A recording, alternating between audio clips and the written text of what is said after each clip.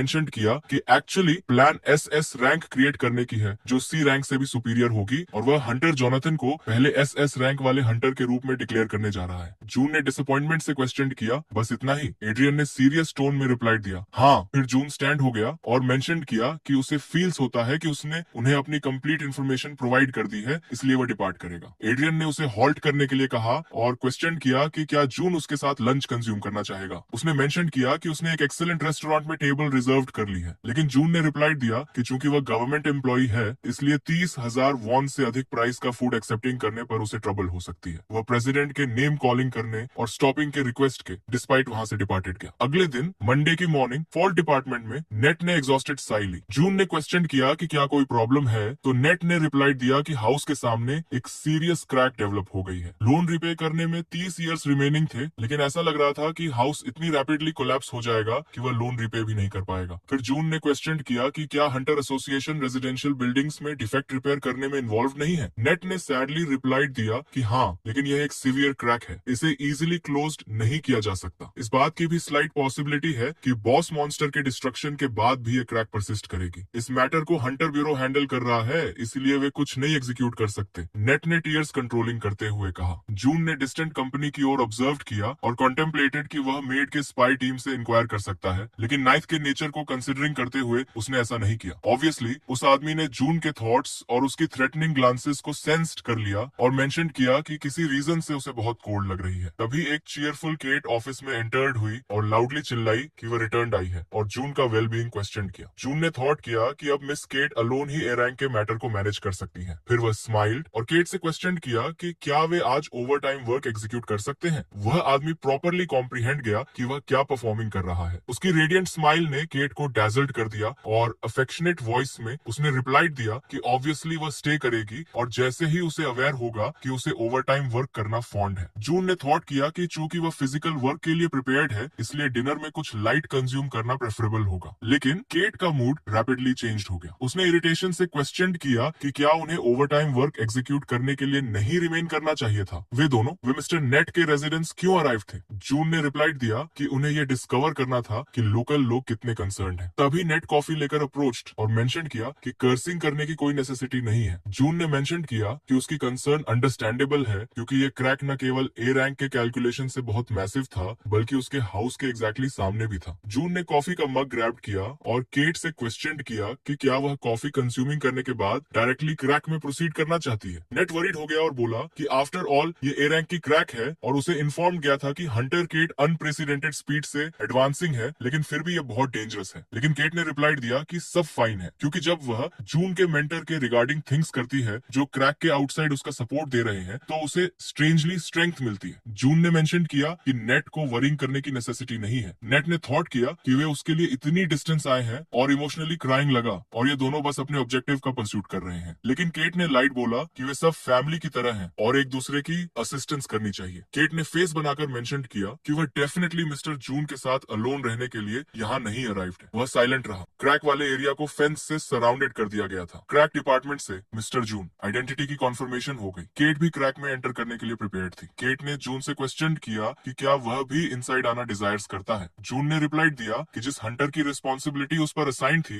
वह क्रैक में प्रोसीड कर रहा था। वह साइलेंटली नहीं बैठ सकता था। लेकिन केट को इस पर बिलीफ नहीं हुआ और लिप्स पाउटिंग करते हुए उसने मेंशन किया कि रिसेंटली उसने उसे अलोन जाने परमिटेड दिया था। फिर उसने आईब्राउज रेज्ड करके मेंशन किया कि वह स्टिल यहाँ नहीं एंटर कर सकता, क्योंकि ये एक मेजर मिस्टेक होगी और वह जेन्युइनली डेंजर में एनकाउंटर कर सकता है। फिर जून ने अगेन स्ट्रेटेजी एग्जीक्यूट करने का डिसाइडेड किया और स्वीट वॉइस में क्वेश्चन किया कि वह हर सिचुएशन में उसकी प्रोटेक्शन करेगी। फाइन, ये बात वर्कड हो गई और केट सब कुछ फॉरगेटिंग करके जॉयफुली बोली कि उसे वरिंग करने की नेसेसिटी नहीं है, क्योंकि वह उसके साथ है। फिर उसने अपनी यूजुअल की कोल्ड वॉइस में मेंशन किया कि चूंकि उन सभी ने डिसाइडेड कर लिया है वे इनसाइड प्रोसीड कर सकते हैं। केट ने कंप्लेंट की कि वह फिर से उसकी टैक्टिक्स में ट्रैप्ड हो गई है और मेंशन किया कि जून नाउअडेज बहुत क्लेवर हो गया है। वे इनसाइड जाने ही वाले थे कि एक आदमी ने उन्हें हॉल्टेड कर लिया। उसने क्वेश्चन किया कि क्या वे अब क्रैक में एंटर करने वाले हैं। जून ने क्वेश्चन किया कि वह क्या डिजायर्स करता है। फिर वह आदमी ने क्वेश्चन किया कि क्या वे उसे अपने साथ अकंपनी कर सकते हैं। उसने मेंशन किया कि अलोन हंटिंग करना चैलेंजिंग होगा, इसलिए वह असिस्टेंस रिक्वेस्टिंग कर रहा था। उस व्यक्ति ने कॉन्फिडेंटली मेंशन किया कि वह उनके लिए बर्डन नहीं होगा, बल्कि इसके कॉन्ट्रेरी, अगर वे टुगेदर मिलकर हंट करेंगे तो उनकी एफिशिएंसी एफिशिएंसी डेफिनेटली इंक्रीज हो जाएगी। केट ने थोड़ा पॉन्डरिंग करके क्वेश्चन किया कि क्या वह सैम हंटर है। जून ने क्वेश्चन किया कि क्या वह उसे नोज करती है। तब केट ने रिप्लाई दिया कि वह उसे पर्सनली तो नहीं नोज करती, लेकिन रिसेंटली वह इंटरनेट पर फेमस हो गया है। हंटर इंटरनेट से कनेक्टेड लेटेस्ट मॉडल के कैमरा का यूटिलाइज करता है और उसकी असिस्टेंस से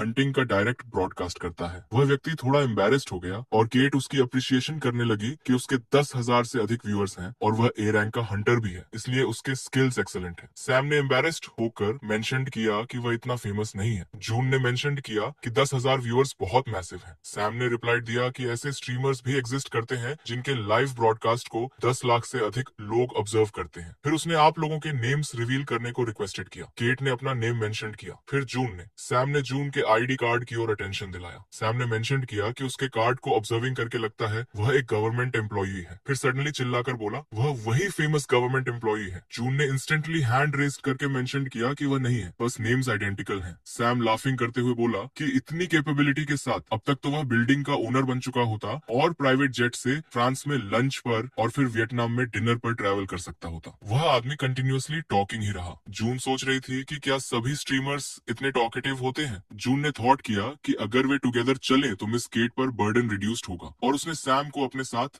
कंपनी करने परमिटेड दिया। वे क्रैक में एंटर्ड हुए और खुद को मैसिव ट्रीज वाले जंगल में डिस्कवर्ड किया, एक ए रैंक की क्रैक, डार्क एल्फ फॉरेस्ट। जून ने कॉन्टेम्पलेटेड किया कि सराउंडिंग में कोई मॉन्स्टर नहीं है जो मिस केट के लिए थ्रेट बन सके। इसका इम्प्लाइज है कि बॉस मॉन्स्टर अब एब्सोल्युटली सेंटर में है और मिस केट और सैम के लिए इससे डीलिंग करना चैलेंजिंग होगा। जून ने क्वेश्चन किया कि क्या केट आगे एडवांसिंग करने के लिए रेडी है और उसने हाँ कहा। तभी सैम ने सडनली अपने व्यूअर्स के सामने लाउडली जॉय एक्सप्रेस्ड की और मेंशन किया कि वह इस वीडियो को एडिट करने के बाद अपलोड करेगा। सडनली किसी ने रिटन किया कि सैम कंप्लेनिंग कर रहा है कि उसकी कोई गर्लफ्रेंड नहीं है, लेकिन फिर सामने कौन है। केट ने कमेंट ऑब्जर्व किया, वहां से डिपार्टेड हो गई और मेंशन किया कि उसे ऑलरेडी एक लड़का लाइक्ड है। उसने एक्सीडेंटली जून को टच कर लिया और जून ने केट से मेंशन किया कि कॉशियस रहो क्योंकि तुम फॉल कर सकती हो। केट इमीडिएटली एम्बेरेस्ड हो गई और सैम ने मेंशन किया जैसा कि उसके व्यूअर्स ऑब्जर्व कर सकते हैं अनफॉर्चुनेटली वह अलोन है। फिर किसी ने क्वेश्चन किया कि वह आदमी सूट में क्यों है, क्या वह जेन्युइनली ब्लाइंड डेट पर अराइव्ड है। सैम ने रिप्लाई दिया कि यह एक गवर्नमेंट एम्प्लॉई है जो ब्यूटीफुल हंट्रेस केट के साथ अकम्पनीड है, जो प्रोसेस को कंट्रोलिंग और उसकी केयर करने के लिए उसके बिसाइड खड़ी है। केट ने मेंशन किया कि जून ने स्टेटेड किया कि वह गॉर्जियस है। लोग राइटिंग लगे कि जून बहुत हैंडसम है और क्वेश्चनिंग लगे कि क्या वह सिंगल है। यूजी ये ब्रॉडकास्ट ऑब्जर्व कर रहा था। जिल ने अपना एप्रन रिमूव किया और क्वेश्चन किया कि क्या उसके फादर अराइव थे और मेंशन किया कि वह आज लेट से अराइव्ड है। योजी ने मेंशन किया कि वह स्टिल नहीं रीच्ड है और उसे उस ब्रॉडकास्ट को वॉचिंग करने की एडवाइस दी जिसमें वह पार्टिसिपेटिंग था। कार्सेल ने रिप्लाई दिया कि उसे फील्स होता है मालिक को यह अप्रिशिएट नहीं आया। जिल कंसर्न्ड हो गई और क्वेश्चन किया कि वह हाउस कब रिटर्न करेगा क्योंकि इवनिंग के 8 बज चुके थे। योजी ने मेंशन किया कि अगर वे भी मनी डोनेट करें तो वे मालिक के रिटर्निंग का टाइम इंक्वायर कर सकते हैं, लेकिन पता चला कि एक वॉइस मैसेज के लिए मिनिमम स्पॉन्सरशिप अमाउंट 1 लाख है। जब योजी ने सैम को उसे लूटिंग करने के लिए स्कोल्डेड किया, इसलिए उसने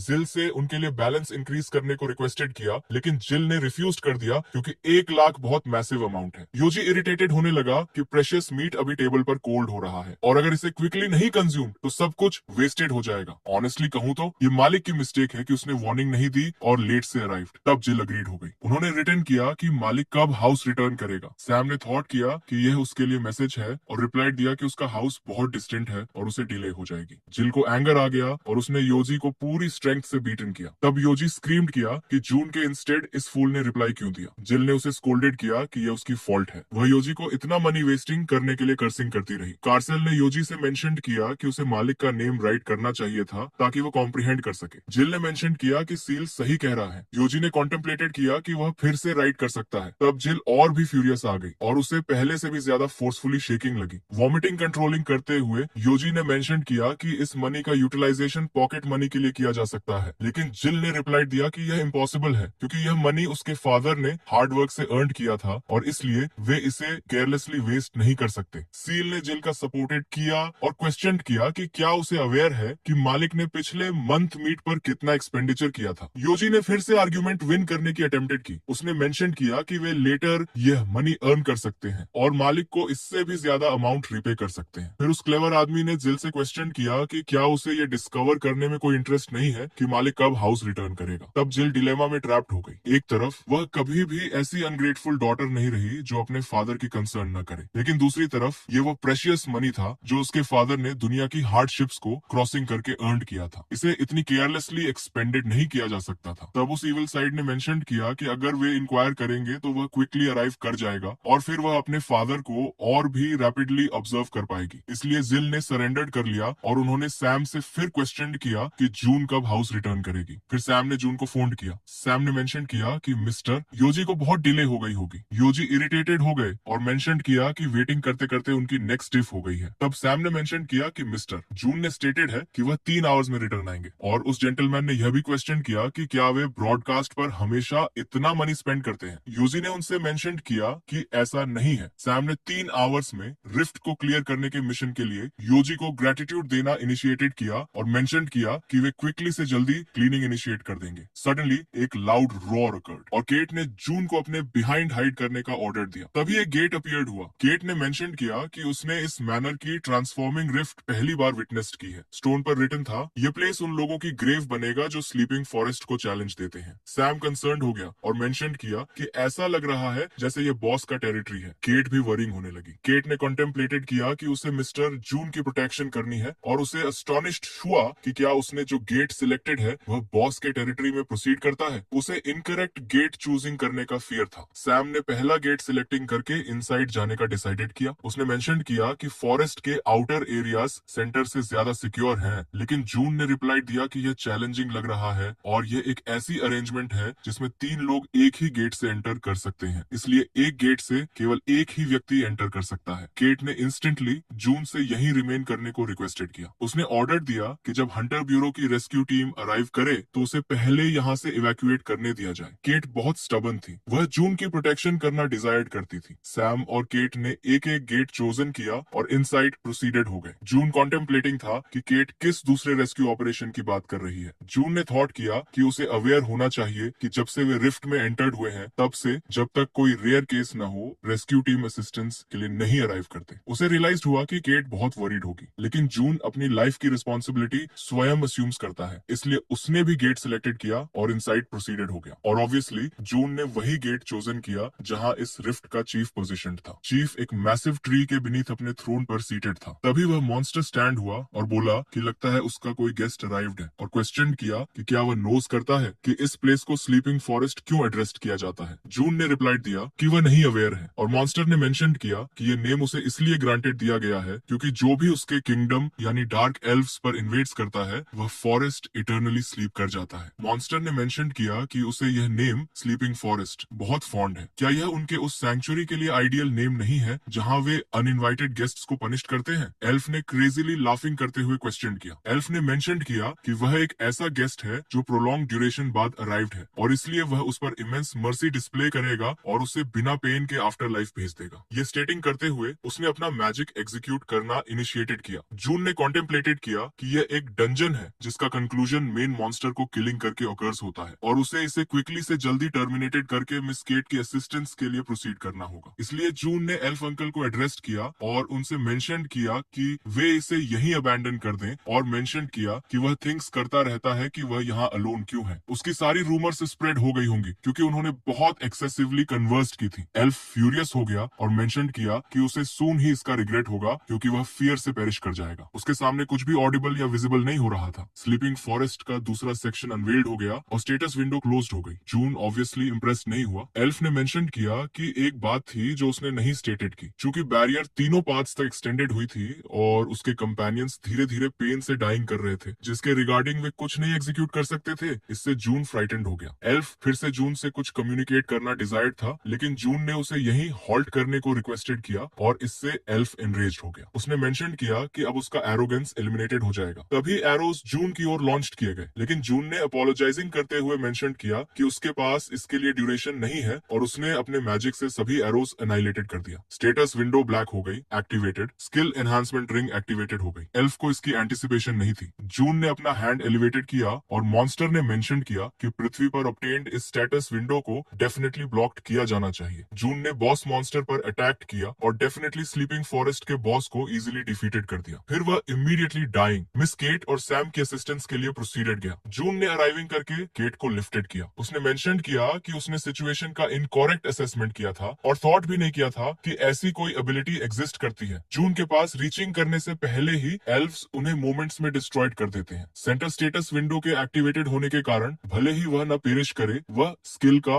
यूटिलाइज कर सकता है। रजिस्टर्ड स्किल्स को एनहांसिंग वाली रिंग के कारण जून की डेथ के बाद ही पॉकेट वॉच स्किल एक्टिवेट्स होता है। एक्टिवेशन की प्यूनिटिव कंडीशन उसकी डेथ के बाद ही टर्मिनेटेड हुई और इस मैनर जून 24 आवर्स बैकवर्ड ट्रेवल कर सका। वह योजी और सील के साथ बेथिंग कर रहा था। जून उस इंडिविजुअल के अपीयरिंग के रिगार्डिंग कॉन्टेम्पलेटिंग था जिसने ऐसा एग्जीक्यूटेड किया था कि ग्राउंड पर लोकेटेड रिफ्ट में केवल सेंटर की स्टेटस के स्किल्स और विंडो का ही यूटिलाइजेशन किया जा सकता था। शायद यह भी उन ट्रांसेंडेंट मास्टर्स का इन्फ्लुएंस है जिन्होंने हार्ट की जर्नी के ड्यूरेशन में सेंटर को स्टिमुलेटेड किया था। इस फैक्ट को ऑब्जर्विंग करते हुए कि हार्ट तक रीचिंग करने वालों को ट्रांसेंडेंट मास्टर्स एड्रेस्ड किया जाता है, वे ओरिजिनली वहां एग्जिस्टिंग नहीं थे। तब यह बहुत प्रोबेबल है कि वे पृथ्वी की एक रेप्लिका से अराइव्ड लोग हों। सेंटर, पृथ्वी की रेप्लिका और यह पृथ्वी सब म्यूचुअली कनेक्टेड हुए हैं। बिसाइड्स, अगर ऐसे ट्रांसफॉर्मेशंस ओकरिंग रहे तो भले ही सेंटर पर जिगैंटिक बीइंग्स का स्वॉर्म अटैक एग्जीक्यूट कर दे, पृथ्वी डेंजर में एनकाउंटर हो जाएगी। जून और चिल्ड्रन बेथिंग करके आउटसाइड इमर्ज हो आए और जिल ने मेंशन किया कि वह क्विकली उनके लिए टी प्रिपेयर कर देगी, लेकिन जून ने रिप्लाई दिया कि वह स्वयं प्रिपेयर करेगा, क्योंकि अगर वह उसके लिए प्रिपेयर करेगी तो फील्स होता है कि अलोन रिजाइडिंग करते हुए वह कंप्लीटली फूलिश ट्रांसफॉर्म हो जाएगा। जिल इंस्टेंटली सैड हो गई और क्वेश्चन किया कि क्या पापा अलोन रिमेन करना डिजायर करते हैं। जून ने रिप्लाई दिया कि शायद ऐसा कभी ना कभी तो अकर होगा ही। फॉर इंस्टेंस, जब जिल की मैरिज हो जाएगी और जब योजी और कार्सेल अपने ओल्ड हाउस रिटर्न हो जाएंगे तो वह अलोन रिमेन जाएंगे। योजी ने इंस्टेंटली रिप्लाई दिया कि वह नहीं डिपार्टिंग है और जिल चिले कि वह मैरिज नहीं करेगी। जिल ने रिप्लाई दिया कि यह उसका पर्सनल मैटर है और नाउअडेज अलोन रिजाइडिंग करना पॉपुलर है। योजी रशिंग करके जिल के पास अप्रोच्ड और उसे एम्ब्रेसिंग करते हुए मेंशन किया कि अब वह life time spicy chicken stew और ब्रेस्ड रिब्स प्रिपेयर करेगी। जून चाहे जितना भी कॉन्टेम्पलेट करे, अगर कल ओकरिंग वाली इवेंट्स इसी मैनर हैपनिंग रही तो उसे स्वयं सेंटर ट्रेवल करना ही पड़ेगा। उसका पीसफुल डेली लाइफ जिसका उसने इतना ड्रीम्ड किया था कंप्लीटली शैटर्ड हो जाएगा। जून ने योजी से मेंशन किया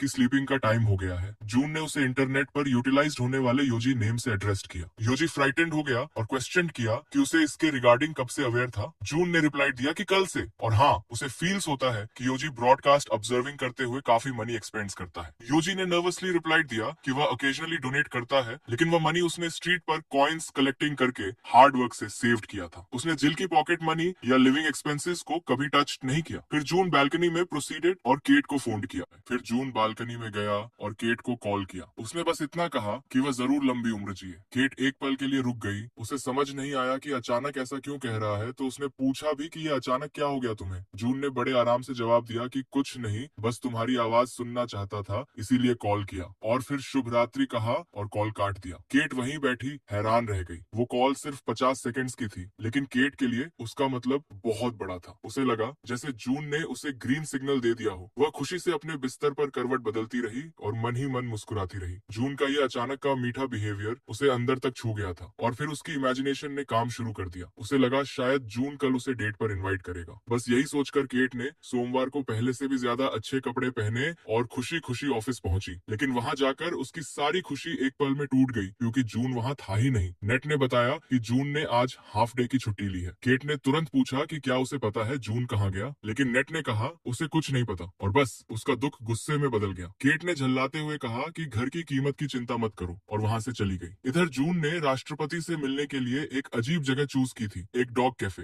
राष्ट्रपति ने आते ही कहा कि उन्होंने सुना है जून ने आज दरार की जांच की है और देर से आने के लिए माफी भी मांगी। जून ने कहा कोई बात नहीं, और यह भी बताया कि यह जगह उसे घर की याद दिलाती है। ड्रैगनों का जिक्र उसने नहीं किया क्योंकि डिटेल्स देना उसका स्टाइल नहीं था। फिर जून ने कहा कि वैसे तो उसने ही कॉल किया था, लेकिन राष्ट्रपति का यह फॉर्मल और कर्जदार वाला एटीट्यूड उसे थोड़ा भारी लगता है। राष्ट्रपति ने कहा कि हर बार वह खुद को उसका कर्जदार पाते हैं, तो जून ने जवाब दिया कि यही एटीट्यूड और भी अनकंफर्टेबल बना देता है, इसलिए उसने रिक्वेस्ट की कि एक नॉर्मल इंसान की तरह बात करें। राष्ट्रपति मुस्कुराए, बैठ गए और बोले कि ठीक है, कोशिश करता हूँ। फिर उन्होंने कहा कि इस बार वह एक जरूरी बात के बारे में बताना चाहते हैं। जून ने कहा कि लगता है बात लंबी चलेगी और मेनू उठाकर पूछा कि आप क्या लेंगे। राष्ट्रपति ने मेनू देखा और चॉकलेट ब्राउन ऑर्डर किया। उन आइटम्स के नामों ने उन्हें किसी पुरानी मीठी याद में डुबो दिया। ये कैफे वाकई अजीब था। ऑर्डर आया तो जून भी उसे देखे बिना नहीं रह सका। नाम पढ़कर वह भी थोड़ा हैरान हो गया। फिर राष्ट्रपति ने जून की रिपोर्ट पढ़ी और एक बात देखकर वह साफ परेशान हो गए। एक ऐसी गड़बड़ी थी जिसमें स्टेटस विंडो बिल्कुल काम नहीं करता था। जून ने कहा कि उसे अभी एग्जैक्ट नहीं पता कि यह गड़बड़ी कब दोबारा आएगी और वह हर बार इस पर पर्सनली रिएक्ट भी नहीं कर सकता। फिर उसने पूछा,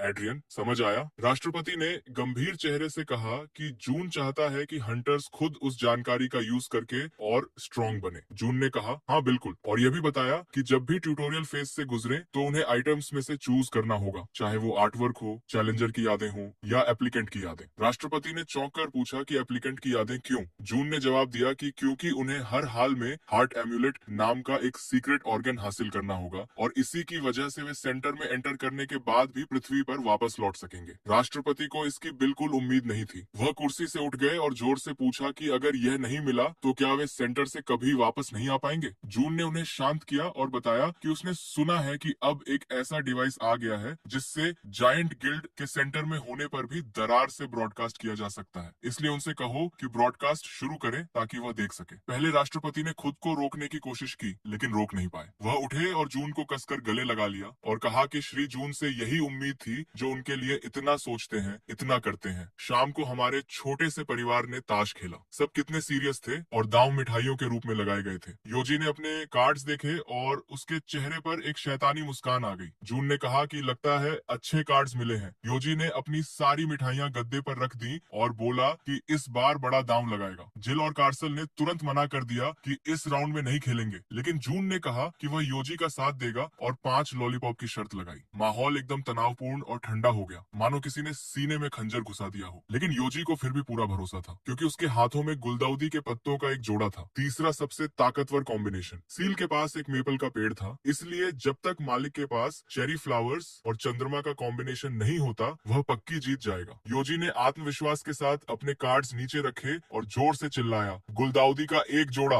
उसने जश्न मनाना शुरू ही किया था कि जून ने उसे रोका और अपने कार्ड्स फेंके और सबने देखा कि उसके पास चंद्रमा और साकुरा के पत्ते थे जो सबसे बेहतरीन कॉम्बिनेशन था। बेचारा योजी हैरान रह गया। 3 घंटे बाद भी वे जून को हरा नहीं पाए और जून ने खुशी से पूछा कि कैसा लगा। जाहिर है इस हफ्ते उनके पास मिठाई नहीं थी। योजी चिल्लाया कि ये इम्पॉसिबल है और पूछा कि साकुरा और चंद्रमा का कॉम्बिनेशन 5 राउंड्स में 5 बार कैसे आ सकता है। कार्लिल ने कहा कि अपने गुरु को हराने का आइडिया शुरू से ही गलत था। योजी गुस्से में आ गया और चिल्लाकर पूछा कि वह किसका पक्ष ले रहा है। तब कैरियल ने जवाब दिया कि पुराने जमाने से कहते आए हैं कि ड्रैगन तंग रस्सी पर बैलेंस बनाने में माहिर होते हैं। जून ने योजी का मजाक उड़ाने के लिए कैरियल को कुछ मिठाई दे दी। सील ने मालिक को शुक्रिया कहा। जिल ने कहा कि वह पढ़ाई पर वापस जाएगी। जून ने पूछा कि क्या यह कल की रिफ्ट प्रैक्टिस की वजह से है। जिल ने जवाब दिया कि पिछली बार उसने प्रैक्टिस में अच्छा किया था और वह पहले ही क्लास बी में पहुंच चुकी है। इस बार वह सी रैंक रिफ्ट में जा रही है और अगर अच्छे मार्क्स मिले तो उसे लगता है कि वह जल्दी ही ए रैंक में पहुंच जाएगी। योजी ने कहा कि यह मजेदार लग रहा है और वह भी जाएगा। जिल ने कहा कि अगली बार सही रहेगा क्योंकि प्रैक्टिस के मार्क्स बहुत जरूरी हैं, इसलिए उसे फोकस करना है। इस पर योजी ने सिर हिलाकर कहा कि अगर इम्पॉसिबल है तो कुछ नहीं हो सकता। जिल चौंक गई क्योंकि आमतौर पर योजी इस सिचुएशन में नखरे दिखाता, रोता और विद्रोह करता, लेकिन इस बार उसने कुछ नहीं किया। जिल ने कहा कि बदले में वह उसके लिए कुछ स्वादिष्ट जरूर लाएगी। योजी ने बस सिर हिलाया और जिल चिंतित हो गई। उसने सोचा कि शायद वह थका हुआ है और इसीलिए परेशान दिख रहा है। अगली सुबह जिल ने कहा कि वह आज कुछ अच्छा जरूर लाएगी, इसलिए घर का ठीक से ध्यान रखना। लेकिन योजी जरा भी मैच्योर नहीं हुआ था। उसने काले चश्मे पहन लिए और जिल पर नजर रखने के लिए तैयार हो गया। सील ने कहा कि अगर वह ऐसा करेगा तो छोटा मालिक उससे नाराज हो जाएगा। तब योजी ने कहा कि वह घर पर अकेला रह सकता है और इससे सील सोचने लगा। उसके अंदर का देवदूत बोला कि ऐसा मत करो, यह छोटे मालिक के साथ विश्वासघात होगा। लेकिन अंदर के राक्षस ने पूछा कि घर पर अकेले क्या करेगा। देवदूत ने कहा कि डांट खाने से तो यह बेहतर है। राक्षस ने जवाब दिया कि डांट ज्यादा देर नहीं चलेगी, लेकिन अकेलापन पूरे 10 घंटे रहेगा। कैरियल ने सोचा कि अकेलापन ज्यादा बुरा है, इसलिए वह योजी के पीछे भाग गई। जून काम पर थी जब कॉल आया। उसने उठाया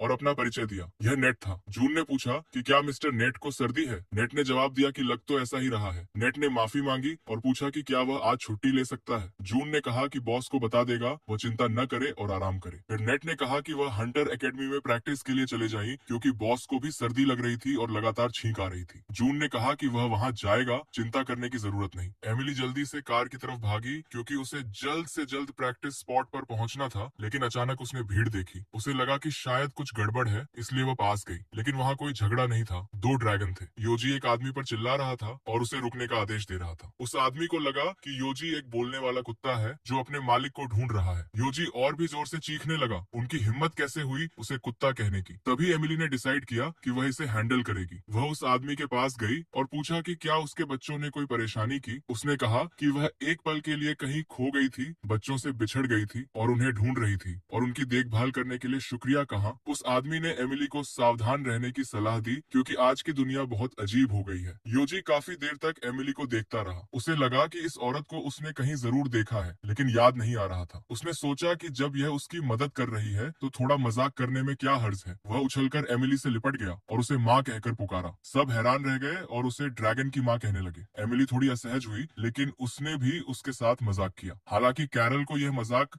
बिल्कुल समझ नहीं आया और उसने एमिली के सामने झुककर उसे प्रणाम कर दिया। वे सब एक साथ कार में बैठ गए। एमिली ने पूछा कि क्या वे अकादमी में प्रैक्टिस के लिए जा रहे हैं। योजी ने जवाब दिया और फिर से उसे माँ कह दिया। एमिली ने कहा कि माँ मत बोलो और बताया कि वह प्रैक्टिस के लिए जा रही है तो लिफ्ट दे सकती है। योजी ने पूछा कि कार का किराया कितना है और उसे आंटी कहने का प्लान बनाया, लेकिन एमिली को यह बिल्कुल पसंद नहीं आया। एमिली ने हंसते हुए कहा कि उसने शायद 8 अरब खर्च किए होंगे और पूछा कि क्या वह आंटी की जगह बड़ी बहन कह सकता है। कैरल तब जाकर शांत हुआ जब उसे पता चला कि एमिली रानी की माँ नहीं है। और योजी ने पूछा कि क्या वह मालिक से शादी करना चाहती है। जाहिर है पैसों की बात सुनकर यह सवाल खुद ही निकल गया था उसके मुंह से। और इसी समय जिल और उसके क्लासमेट्स दरार के सामने खड़े थे। उनमें से एक ने जिल से पूछा कि क्लास बी में आए अभी ज्यादा वक्त भी नहीं हुआ और वह पहले ही क्लास ए में जाने की सोच रही है। जिल ने मुस्कुराकर कहा कि वह पूरी कोशिश करेगी। तभी अचानक किसी ने उसका ध्यान खींचा। वह उसका क्लासमेट था और उसने जिल को आज की प्रैक्टिस के लिए शुभकामनाएं दी। जिल ने उसे थैंक्स कहा और उसका हौसला भी बढ़ाया। लड़के ने सोचा कि यह एक अच्छा मौका है और पूछा कि क्या प्रैक्टिस खत्म होने के बाद वे सब साथ में लंच कर सकते हैं। जिल ने माफी मांगते हुए कहा कि उसे प्रैक्टिस दोहरानी होगी। बेचारा लड़का आंसू रोकते हुए वहां से चला गया। और ये कोई आम लड़का नहीं था, वो एक बड़ी कंपनी का वारिस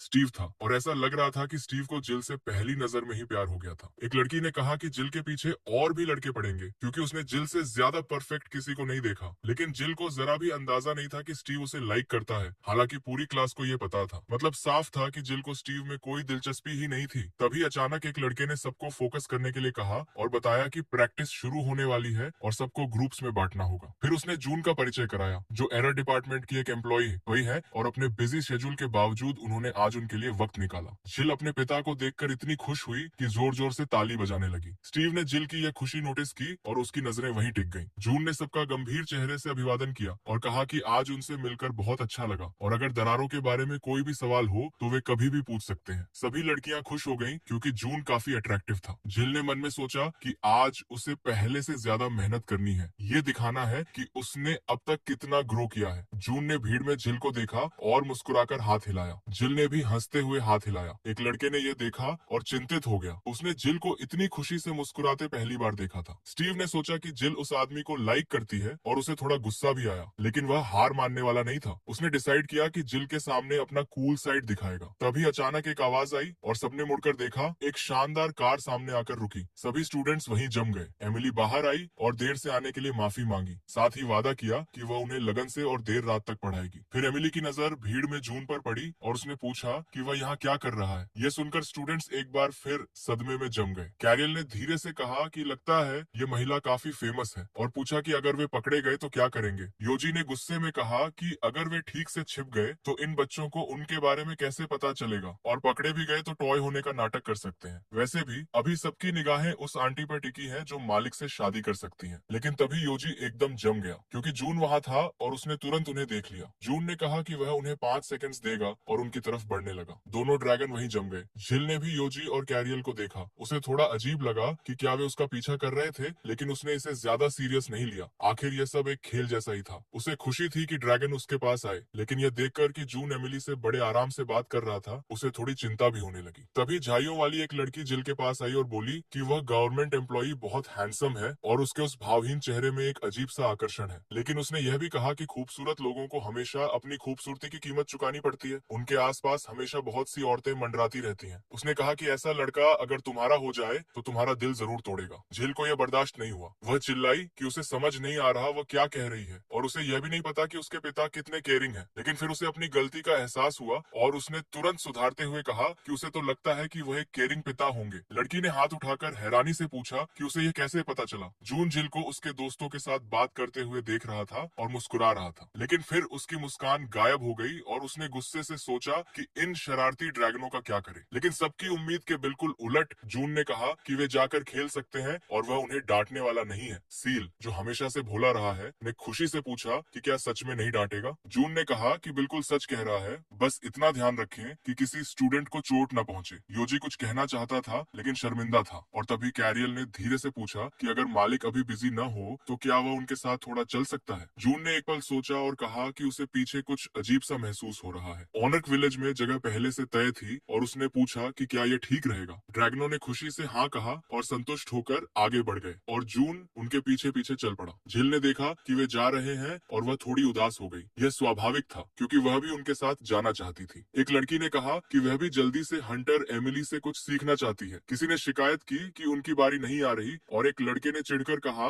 कि इंतजार क्यों करना, खुद चले जाओ। उसने खुद को आगे करते हुए कहा कि ऑर्क्स की चिंता मत करो, वह पास ही है। लेकिन इस पर लड़की को हंसी आ गई और उसने उसकी चाल भांपते हुए कहा कि वह जिल के सामने खुद को कूल दिखाने की कोशिश कर रहा है। लड़का शर्मिंदा हो गया और बोला कि वह बस ये कह रहा था कि उनमें सबसे ताकतवर वही है, बस इतना ही। स्टीव ने एक बार फिर अपनी चांसेस आजमाने की कोशिश की और जिल से कहा कि उसे चिंता न करे। जिल ने उसे थैंक्स कहा लेकिन साथ ही यह भी कहा कि उसे खुद भी स्ट्रांग बनना है, इसलिए उसे ज्यादा चिंता करने की जरूरत नहीं। लड़की उसकी इस नाकाम कोशिश पर हंस पड़ी और जिल पहले से ही शिकार के मूड में थी। शुरुआत में जिल ने डिसाइड किया कि वह पूरा फोकस प्रैक्टिस पर लगाएगी। अच्छा ही हुआ कि सब इस तरह हुआ। वह यहीं रहते हुए अपने पिता को दिखाएगी कि वह कितना ग्रो कर चुकी है। इधर योजी ने ORC सोल्जर्स को कतार में खड़ा कर लिया था और न जाने कैसे उनका कमांडर बन गया था। सील ने कहा कि उसे लग रहा है कि बिना बताए घर छोड़ने के लिए छोटे मालिक से माफी मांगनी चाहिए। योजी ने कहा कि एक क्यूट सा चेहरा बनाना ही काफी होगा, चिंता करने की कोई जरूरत नहीं। कार्सिया ने उसे नाराजगी भरी नजरों से देखा और मन में सोचा कि इसकी ड्रैगन वाली समझ पूरी तरह कहाँ गायब हो गई। योजी खुद पर बड़ा खुश था। तभी अचानक जून ने उसे एक तरफ धकेला और अपने जादू से वार किया और एक छिपा हुआ तहखाना सामने आ गया। कैरल ने जून को बधाई दी कि उन्होंने हिडन डंजन ढूंढ लिया, अब खजाना भी मिल सकता है। योजी ने हैरान होकर पूछा कि ये क्या बात हो रही है। कैरल ने बताया कि कहते हैं कि अगर किसी दरार में हिडन डंजन हो तो वहाँ 1 या 2 लेवल ऊंचे मॉन्स्टर के बजाय कोई ट्रेजर गॉब्लिन जरूर मिलता है और अगर उसे पकड़ लो तो स्किल बुक मिलने की पूरी संभावना है। योजी ने पूरी बात सुनी भी नहीं और दरार के अंदर भाग गया। सील ने बताया कि उसने सुना है कि एक स्किल बुक 35 अरब में बिकती है। जून ने उसके सिर पर प्यार से थपथपाया और कहा कि योजी को यह सब डिस्कस करने की जरूरत नहीं थी और सील की जानकारी की तारीफ की। कैरल ने कहा कि वह तो बस छोटे गुरु के पास खड़ा था जब वह पढ़ रहे थे। जून ने कहा कि उसे उस पर गर्व है और फिर दरार के अंदर चलने का प्रस्ताव दिया। वे अंदर गए और उन्हें कुछ ऐसे मॉन्स्टर्स दिखे जिनका कोई रिकॉर्ड नहीं था। एक्सप्लोरर जून उन्हें नाम दे सकता था। जून लाल जिन्न के डेंजर लेवल, रैंक और बाकी डिटेल्स रिकॉर्ड कर सकता था। उसने अंदाजा लगाया कि उनका रैंक B है, लेकिन यह कंफर्म करने के लिए खुद लड़कर देखना होगा कि उनमें कोई और खासियत है या नहीं। उसने योजी को वहीं इंतजार करने को कहा। योजी ने नाटकीय अंदाज में कहा कि यह लापरवाही है और मजाक है और फिर बोला कि पालतू जानवर अपने मालिक के प्यार पर ही पलते बढ़ते हैं। सील ने मन में सोचा कि योजी ने खुद को पूरी तरह पालतू मान लिया है, लेकिन जून ने पूछा कि क्या वे उसके साथ चलेंगे, क्या वे भाग तो नहीं जाएंगे। योजी ने शिकायत की कि वह भी मजा करना चाहता था। तभी उसे कुछ चमकदार दिखा। कैरियल ने कहा कि उसकी चमक देखकर लगता है ये कोई ट्रेजर गॉब्लिन है और फिर योजी ने उस जिन्न को पुकारते हुए कह दिया कि उसका रंग बिल्कुल बेकार है। जिन्न को ये बिल्कुल पसंद नहीं आया, लेकिन जब वह मुड़ा तो उसने देखा कि सामने एक ड्रैगन खड़ा है। योजी ने थके हुए अंदाज में पूछा कि क्या वह उसके पास नहीं आएगा और रिपोर्ट देना शुरू किया। गॉब्लिन तेजी से योजी की तरफ झुका, लेकिन योजी को उसकी ये हिचकिचाहट पसंद नहीं आई और वह उसे डांटने लगा। कार्सल ने थकी हुई नजरों से उसे देखा और फिर जून की तरफ देखा, जो बड़े शांत चेहरे से गॉब्लिन को एक एक करके खत्म कर रहा था। कार्सल ने मन में सोचा कि अगर कुछ खाने लायक गिरा तो योजी बिना पूछे उसे उठा लेगा। लाल गॉब्लिन के साथ लड़ाई का एनालिसिस पूरा हुआ। हिडन ड्यूनियन की रेटिंग अपडेट हुई। जून ने सोचा कि अब बस ट्रेजर गॉब्लिन को पकड़ना बाकी है और ड्यूनियन को मैप पर मार्क करना है, लेकिन जब वह मुड़ा तो देखा कि योजी गॉब्लिन को उसके बड़े थैले के लिए डांट रहा है। थैले में था भी सिर्फ एक ही चीज। योजी ने गॉब्लिन को आदेश दिया कि सब कुछ निकाले और 3 सेकंड्स दिए। गॉब्लिन ने दुखी होकर अपने थैले का सब कुछ बाहर रख दिया। योजी ने कहा कि एक व्यापारी को कभी झूठ नहीं बोलना चाहिए, लेकिन फिर भी यह काफी नहीं है, सबसे जरूरी चीज गायब है। गॉब्लिन ने हैरान होकर पूछा कि सबसे जरूरी चीज से उसका क्या मतलब है। और हाँ, योजी खाने की बात कर रहा था। उसने गॉब्लिन को खाना न रखने के लिए खूब डांटा और कैरल को शर्मिंदगी महसूस हुई। तभी जून वहाँ आया और पूछा कि यहाँ क्या हो रहा है। कैरल ने बताया कि योजी उस जिन्न से खजाना ढूंढवा रहा था। योजी के मुंह से मालिक का नाम सुनकर बेचारा जिन्न कांपने लगा। जून ने सामान देखना शुरू किया। योजी ने कहा कि यह जिन्न तो एक भिखारी है। तब जिन्न ने जोश में आकर कहा कि वह भिखारी नहीं है, अपने काम में वह बहुत अमीर माना जाता है। कैरल को यह बात पसंद नहीं आई। वह उसके पास गया और धमकी भरे लहजे में बोला कि हिम्मत कैसे हुई आवाज उठाने की, फैसला करने का हक उसे नहीं मालिक को है। ये सुनकर जिन्न डर गया और बख्शने की गुहार लगाने लगा। उसने रोते हुए कहा कि घर पर उसकी पत्नी भालू जैसी है और उसके 30 खरगोश जैसे बच्चे हैं। जून ने शांत आवाज में कहा कि वह उसे मारने वाला नहीं है, इसलिए वह चैन से रहे। और फिर उसने एक किताब उठाकर पढ़ी। उस किताब में एक खास पावर थी। उसका इस्तेमाल करने पर एक ऐसा टारगेट प्रकट होता था जो दुश्मन को बांध सकता था, और जंजीर की ताकत स्पेल करने वाले की पावर के हिसाब से बढ़ती थी। जून ने कहा कि अगर वह यह किताब दे दे तो वह उसे जाने देगा। गॉब्लिन ने हैरान होकर पूछा कि बाकी चीजों का क्या होगा। जून ने उसे चौंकाते हुए कहा कि बाकी सब ठीक है, उसे भी जीने के लिए कुछ तो चाहिए। यह सुनकर गॉब्लिन भावुक हो गया, क्योंकि आमतौर पर हर कोई उन्हें बस मारना चाहता है। कोई यह नहीं सोचता कि उन्हें भी जीना है। लेकिन जून ने सिर्फ वही लिया जो उसे जरूरत थी, और गॉब्लिन की जान भी बख्श दी। जून उसे सच में एक फरिश्ता लगा। गॉब्लिन ने हाथ जोड़कर उसे शुक्रिया कहा और झुककर प्रणाम किया। जून ने किताब के लिए उसे थैंक्स कहा और वादा किया कि वह इसका सही इस्तेमाल करेगा। योजी ने गॉब्लिन को सलाह दी कि अब से अच्छी तरह छिपे और दोबारा पकड़ा न जाए। तभी अचानक गॉब्लिन ने जून को रोका और अपने थैले से कुछ चमकदार चीज निकाली और कहा कि यह उपहार स्वीकार करें। उसने जून को ट्रेजर गॉब्लिन कंपनी का एक पास दिया। इसे यूज करने पर सीधे ट्रेजर गॉब्लिन कंपनी में पहुंचा जा सकता था, और यह एक बार ही यूज होता था। गॉब्लिन ने कहा कि अगली बार जब वह आएगा तो वह उसकी पूरी सेवा करेगा। योजी की आंखें चमक उठी और उसने मन में तय कर लिया कि अगली बार वह ऐसे खाने का स्वाद चखेगा जो उसने पहले कभी नहीं चखा। और यह सोचते ही उसके मुंह में पानी आ गया। इधर उसी वक्त जिल ने गॉब्लिन का सामना बड़ी आसानी से किया। एक के बाद एक को खत्म करती गई। एमिली ने कहा कि यह सच में इम्प्रेसिव था और उसका माना कंट्रोल ए रैंक के बिल्कुल काबिल है। हालांकि उसने ये भी बताया कि एक्यूमुलेशन फेज में थोड़ा माना बचा रह जाता है। अगर उस हिस्से को प्रोटेक्ट किया जाए तो माना बर्बाद नहीं होगा। जिल ने उसे थैंक्स कहा। एमिली ने नजरें घुमाई और पूछा कि मिस्टर जून कहाँ गए? वह कहीं दिख नहीं रहे। शायद जिल को पता हो। जिल ने कहा कि उसे भी नहीं पता। एक लड़की ने यह देखा कि जिल और एमिली कितने नेचुरली बात कर रही हैं, और पूछा कि क्या वे एक दूसरे को पहले से जानती हैं। एमिली को कुछ भी शक नहीं हुआ और उसने बताया कि वह एक बार मिस जिल के घर उनसे मिलने गई थी। लड़की ने हैरान होकर पूछा कि वह जिल के घर क्यों गई। जिल अच्छी है, ये तो सही है, लेकिन इतने हाई रैंक की हंटर का उससे मिलने जाना थोड़ा अजीब लगता है। एमिली ने जवाब दिया कि दरअसल वह कॉन्वोकेशन के दौरान मिस्टर जून के साथ जिल से मिली थी। लड़की ने और उत्सुकता से पूछा कि जिल मिस्टर जून के साथ क्यों थी और क्या वह उन्हें जानती है। एमिली को लड़की की बात समझ नहीं आई और उसने सिंपली कहा कि उसे तो पहले से पता था कि वे बाप बेटी हैं। यह सुनकर स्टीव ने चैन की सांस ली और मन ही मन खुश हो गया। वह आदमी उसका पिता है, कॉम्पिटिटर नहीं। लेकिन लड़की सदमे में रह गई। जिल ने एमिली से धीरे से कहा कि उसे इस बारे में बात नहीं करनी चाहिए थी। एमिली एकदम चुप हो गई और उसने पूछा कि कोई सीक्रेट है क्या। जब उसे अपनी गलती का एहसास हुआ तो वह यह कहते हुए वहाँ से खिसक गई कि उसे दूसरे बच्चों का भी ध्यान रखना है। फिर भी एमिली के मन में एक सुकून था कि जिल अच्छे लोगों से घिरी हुई है और मिस्टर जून उनमें से एक है। उस शाम जून के घर पर जिल ने खाना बनाया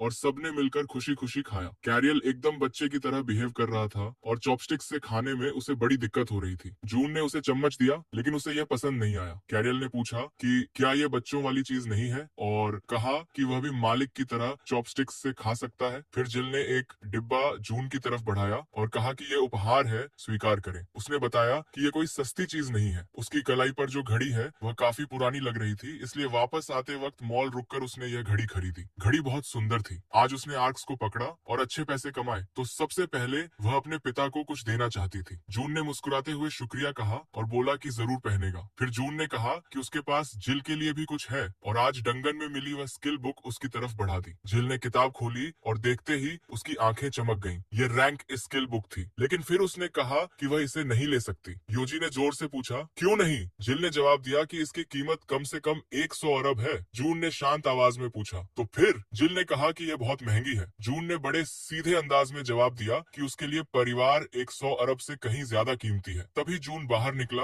और उसे एक कॉल आया। जोनाथन ने देर से कॉल करने के लिए माफी मांगी और बताया कि वह सेंटर में एंटर करने वाला था, इसलिए पहले कॉल कर रहा था। जून ने कहा कि उसे उम्मीद है कि अच्छे रिजल्ट्स मिलेंगे। जोनाथन ने जवाब दिया कि प्रेसिडेंट के साथ बात करने के बाद उन्होंने डिसाइड किया है कि जून के रिक्वेस्ट पर जो ब्रॉडकास्ट होगा उसे दुनिया भर के सभी लोगों के लिए अवेलेबल कराया जाएगा। पहले वे सीधे बातचीत करने वाले थे, लेकिन जून की रिपोर्ट की वजह से यह फैसला पॉसिबल हो पाया। जोनाथन ने एक बार फिर शुक्रिया कहा, कॉल खत्म किया और रिकी को बोला कि वह लाइव जा सकता है। ऑफिस में ब्रॉडकास्ट देखते हुए बॉस ने जोनाथन की हर तरह से तारीफ की और उसे कोरिया का डिवाइन प्रोटेक्टर तक कह डाला। जून ने सारे डॉक्यूमेंट्स इकट्ठे किए और टीम लीडर को बताया कि वह जा रहा है। टीम लीडर ने पूछा कि आज ई रैंक रिफ्ट के इंस्पेक्शन का दिन है ना? नेट ने बताया कि हिपोपोटामस गिल्ड आखिरकार ट्यूटोरियल के पहले चरण में पहुंच गया है। यह सुनकर केट और बॉस दोनों हैरान रह गए। काश उन्हें पता होता कि जून अकेले ही बिल्कुल सेंटर तक जा चुका था। जून ने केट से कहा कि अगर वह ब्रॉडकास्ट देखना चाहती है तो यहीं रुक सकती है। केट ने झिझकते हुए कहा कि नहीं,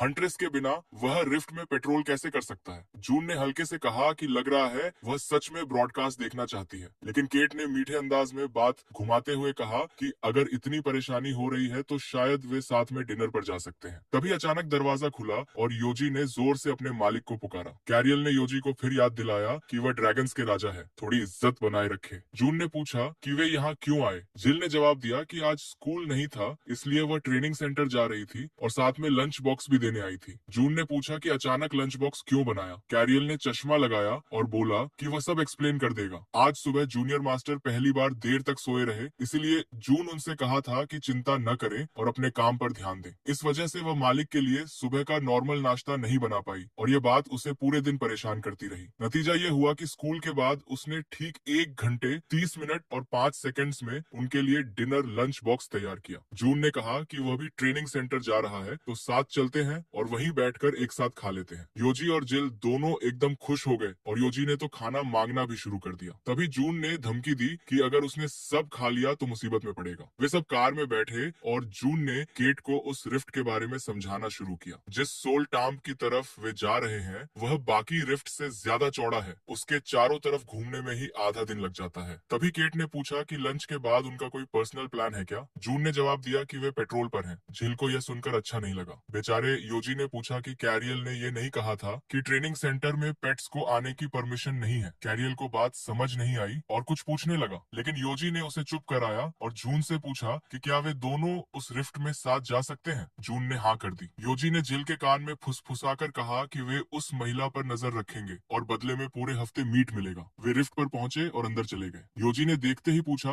कि क्या ये वो डंजन है जहाँ सिर्फ कमजोर लोग रहते हैं। जून ने कहा कि ये ई रैंक डंजन है तो हाँ। योजी ने दीवार पर बने चित्र को ध्यान से देखा और बोला कि ऐसे चित्र सिर्फ उन्हीं जगहों पर मिलते हैं जहाँ राघेम रहती है। केट ने पूछा कि इसका क्या मतलब है। कार्सेल ने बताया कि यह आत्माओं की रानी है, पहली आत्मा, सभी आत्माओं की माँ। जून को जो एनर्जी फील हुई वह ई रैंक लेवल से कहीं ज्यादा थी। ऐसा लग रहा था जैसे वह उसे अंदर बुला रही हो। उसने मन में सोचा कि अच्छा हुआ उन्होंने हंटर्स के आने से पहले ही जांच शुरू कर दी। जून ने सोचा कि मिस केट का यहीं रुकना ठीक रहेगा। केट ने पूछा कि क्या दिन ढलने लगा है क्योंकि यह सोल क्वीन खतरनाक लग रही है। जून थोड़ा मुस्कुराया। केट ने कहा कि अभी हंसने का वक्त नहीं है और वह अंदर जाने के अगेंस्ट है। कम से कम ये एक ऐसा मॉन्स्टर है जिसका नाम तो है, शायद सी रैंक भी हो सकती है। तभी जून ने केट के साथ कुछ किया जिससे वह बेहोश हो गई और कहा कि उसके फैसले बहुत समझदारी भरे थे और भविष्य में इसे याद रखना चाहिए। फिर उसने कहा कि वह अंदर जाकर देखेगा कि वहाँ क्या है। योजी ने कहा कि वह साथ चलेगा और सील ने कहा कि वह लाल बालों वाली की रक्षा करेगा। वे एक काली गुफा में दाखिल हुए और अचानक खुद को एक बेहद उज्जवल और खूबसूरत जगह पर पाया। बाहर के नजारे से बिल्कुल अलग था यह। जून ने कहा कि अगर जिल ये देखती तो उससे भी बहुत अच्छा लगता। योजी ने कहा कि जैसे ही कोई उनके इलाके में घुसता है ये बेहद परेशान करने लगते हैं और उसने ये भी कहा कि हाई लेवल की आत्माएं बहुत खतरनाक हो सकती हैं। तभी अचानक उन पर एक जादुई वार हुआ और योजी ने उसे रोक दिया। योजी ने पूछा कि क्या यह रागीम है और वह यह क्या कर रही है। मालिक कोई अजनबी तो नहीं है, लेकिन रानी ने कहा कि उसे परवाह नहीं कि वह कौन है। उसने पूछा कि अंतिम युद्ध के दिन अकेले भाग निकलने के बाद योजी ने उसके सामने आने की हिम्मत कैसे की। जून ने एक बार फिर पूछा कि योजी ने क्या किया था। योजी ने कहा कि रानी के हमलों से बचते वक्त उसने कुछ नहीं किया। सामने एक खूबसूरत रानी दिखी, सिर पर एक शानदार मुकुट और आंखों में आंसू। उसने कहा कि योजी एक घिनौना गद्दार है। योजी को अभी भी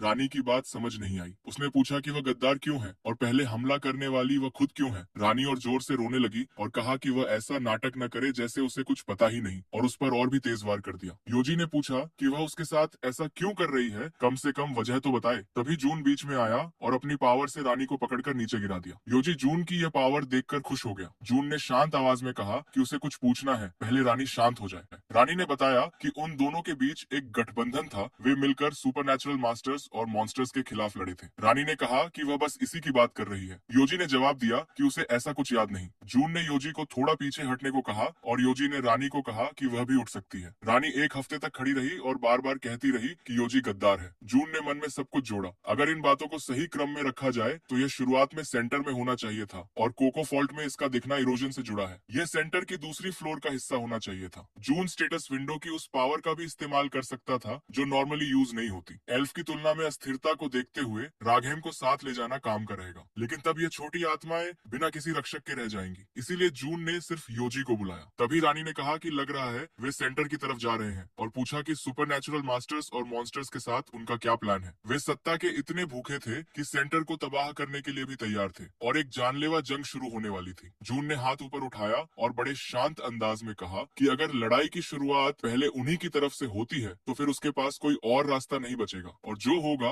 उसकी जिम्मेदारी उनकी खुद की होगी। रानी यह सुनकर खुशी से एकदम बदल गई और बोली कि योजी के साथ जून को देखते ही उन्हें यह बात समझ आ गई थी कि यह इंसान आम नहीं है। उन्होंने जून को बुराई से टकराने वाला एक पवित्र और ताकतवर इंसान बताया। योजी ने यह पूरा नजारा देखा, सिर हिलाया और बोला कि उनकी रानी का मिजाज सच में बड़ा अजीब है। एक पल में आंसू, अगले पल में मुस्कान। इंसानों को लगता है कि ड्रैगन का मिजाज बदलता रहता है, लेकिन यह रानी तो उन सबसे भी आगे है। शनिवार की सुबह जून के घर कॉल आया। उसे बताया गया कि सोल टम्ब का डेंजन एक बार फिर ई रैंक हो गया है। अपने आप ठीक हो गया, कोई बड़ी बात नहीं हुई, कोई एक्स्ट्रा खतरा नहीं था। बॉस ने जून की खूब तारीफ की और साथ न आ पाने के लिए माफी भी मांगी। जून ने बड़े आराम से कहा कि सब ठीक है, कोई बात नहीं। बातचीत खत्म हुई और जून धीरे धीरे सोफा पर आकर बैठ गया। थोड़ी देर बाद उसने मुस्कुराते हुए पूछा कि क्या महाराज योजी इस बार भी कुछ दान करने का मन रखते हैं। लेकिन योजी ने बड़े गंभीर चेहरे से कहा कि आजकल कॉकेट्रीज का मांस बहुत पॉपुलर हो गया है, जैसे उसने कोई बहुत जरूरी बात कह दी हो। जून ने जवाब दिया कि उसे वैसे भी डंजन की जांच करनी थी और काम भी अच्छे से हो गया, तो चलते हैं। कार्सल और योजी दोनों एकदम खुश हो गए और एक साथ बोले कि वे भी साथ चलेंगे, जैसे उन्हें पहले से पता था कि यही होगा। लेकिन जून ने कहा कि वह इस बार अकेला जाएगा। यह सुनते ही दोनों का चेहरा ऐसे उतर गया जैसे किसी ने उनसे उनकी मिठाई छीन ली हो। योजी ने दर्द भरे अंदाज में कहा कि पालतू जानवरों को जीने के लिए अपने मालिक का प्यार और साथ बहुत जरूरी होता है और यह मालिक उन्हें छोड़कर अकेले जाने की बात कर रहा है। जून ने एक पल सोचा और फिर कहा कि ठीक है, एक को साथ ले जाएगा। यह सुनते ही योजी की आंखें चमकी और उसने तुरंत कहा कि जो लड़ाई जीतेगा वही साथ जाएगा। लेकिन कार्सियल ने बड़े समझदार अंदाज में रॉक पेपर सिजर्स खेलने का सुझाव दिया। 3 राउंड्स हुए और तीनों में कार्सियल जीत गया। वह इतना खुश हुआ जैसे उसने कोई बहुत बड़ी जंग जीत ली हो। जून ने उसे आइसक्रीम खरीद कर दी और खुद को एफ रैंक हंटर बताकर डंजन में एंट्री की। कार्सियल खुशी खुशी बिना किसी फिक्र के बस में चढ़ गया और खिड़की से बाहर झांकने लगा। पास बैठे एक आदमी ने उन दोनों को देखा और मन में सोचा कि एफ रैंक मतलब ये तो पोर्टर है और इसने इतनी छोटी बच्ची को ऐसी खतरनाक जगह क्यों लाया है। जून ने सील को ध्यान से खाने को कहा और उसका गाल प्यार से पोंछा। वह आदमी अंदर से और भी चिंतित हो गया क्योंकि उसे अच्छी तरह पता था कि पोर्टर्स के साथ डंजन के अंदर कैसा बर्ताव होता है और यह देखकर उसका दिल थोड़ा भारी हो गया। फिर उस आदमी ने जून से धीरे से पूछा कि क्या यह बच्ची उसकी बेटी है। जून ने मुस्कुराकर कहा हाँ। आदमी ने सोच समझकर धीरे से कहा कि डंजन में बेटी को लाना थोड़ा खतरनाक तो है और कोई भी पिता नहीं चाहता कि उसकी बेटी के सामने वह बुरी हालत में दिखे। जून ने उसकी इस जेन्युइन चिंता के लिए शुक्रिया कहा। वह आदमी थोड़ा घबराया और बोला कि जरा धीरे बोलो, पीछे बैठे लोग सुन लेंगे। उसने बताया कि वह भी एक बेटे की परवरिश कर रहा है, शायद इसीलिए बिना मतलब के थोड़ा ज्यादा क्यूरियस हो गया। फिर उसने अपना परिचय दिया और नाम बताया, कॉल। दोनों ने हाथ मिलाया और कॉल ने कहा कि पिता होने के बावजूद कभी कभी खुद पर शर्म आती है, लेकिन बच्चों की खातिर वह हर मुमकिन कोशिश करता है और यही एक पिता का काम भी है। तभी पीछे की सीट से एक बदमाश ने कॉल को धक्का देना शुरू किया और बड़ी बेशर्मी से अपना पांव उसके कंधे पर रख दिया। उसने ऊंची आवाज में कहा कि अगर कोई सुन लेगा तो सोचेगा कि ये कोई अच्छे इंसान है और पूछा कि क्या वह इतना कमजोर है कि कुछ बोल भी नहीं सकता, यानी वह अच्छा है और वे बुरे, और यही उनका काम है कि अच्छे लोगों का मजाक उड़ाएं। फिर उसकी नजर जून पर पड़ी और उसने कहा, उस बेवकूफ का चेहरा देखो तो जरा। उसने जून से पूछा कि किस बात पर नाराज है और सीधे उसे कचरा कह दिया। वह जून को बार बार धक्का देने लगा और पूछता रहा कि क्या इससे गुस्सा आता है। जून के अंदर सब कुछ धधक रहा था, लेकिन बच्ची के सामने वह खुद को रोक रहा था। हर धक्के के साथ वो और भी ज्यादा शांत दिखता रहा, जो असल में सबसे खतरनाक निशानी थी। कॉल बहुत ज्यादा डरा हुआ था, वह कांप रहा था और मन ही मन सोच रहा था कि यह सब उसी की वजह से हो रहा है। वह चाहता था कि किसी भी तरह यह बदमाश चुप हो जाए और यह सिचुएशन खत्म हो। तभी उस सनकी ने जून के सिर पर बंदूक तान दी। पूरी बस में सन्नाटा छा गया। जून ने बिना एक भी पल घबराए बड़े शांत और मेजर्ड अंदाज में पूछा कि वह शुरू से इतने कैजुअल तरीके से क्यों बात कर रहा है। क्या वह सच में उसका बॉस बन गया है कब से? बाकी लोग उस बदमाश पर हंसने लगे और कहने लगे कि देखो अब क्या करेगा जब एक लो रैंक हंटर इस तरह बेखौफ बात करता है। जून ने बिल्कुल सपाट आवाज में कहा कि अगर वह सच में उसकी परवाह करता है और बॉस की तरह जेन्युइन सलाह दे रहा है तो वह उसे विनम्रता से सुनेगा और कंसिडर भी करेगा, लेकिन अगर वह सिर्फ डराने की कोशिश कर रहा है तो बेहतर यही होगा कि वह अभी चुप हो जाए। उस आदमी को एक सिंपल पोर्टर से यह सुनने होने की जरा भी उम्मीद नहीं थी। वह भड़क गया और धमकी दी कि वह उसके सिर में छेद कर देगा ताकि वह आगे से ठीक से देख और सोच सके। तब जून के चेहरे पर एक ऐसा एक्सप्रेशन आया जो पहले कभी नहीं आया था, ठंडा, गहरा और बेहद खतरनाक। और कैरियल भी अपने पूरे असली रूप में आ गया। उसकी आंखें बदल गईं। जून ने धीरे और साफ आवाज में कहा, चेतावनी सिर्फ एक बार दी जाती है। बाकी लोग उस बदमाश को उकसाने लगे और कहने लगे कि अब जून पर हाथ उठाकर दिखाए, लेकिन जून की एनर्जी इतनी हैवी थी कि वह आदमी एक पल में ही अंदर से टूट गया और बिना कुछ बोले चुपचाप अपनी सीट पर वापस बैठ गया, जैसे उसकी सारी हिम्मत एक झटके में निकल गई हो। जून ने मुड़कर कैरियल से पूछा कि आइसक्रीम का क्या हुआ। कैरियल ने थोड़ा शर्मिंदा होते हुए जवाब दिया कि उसने उस बेईमान आदमी को मारने की कोशिश में आइसक्रीम को ही मार दिया। वह गिर गई। वह आदमी उन दोनों को बड़ी हैरानी से देखता रहा। समझ नहीं आया कि यह सब क्या था। जून ने प्यार से कहा कि कोई बात नहीं, वह उसे नई आइसक्रीम खरीद देगा। कैरियल ने तुरंत खुशी से शुक्रिया कहा और याद दिलाया कि मिस्टर योजी शायद इंतजार करते करते बेचैन हो गए होंगे, इसलिए जल्दी लौटना चाहिए। जून ने कहा कि उसकी चिंता न करें।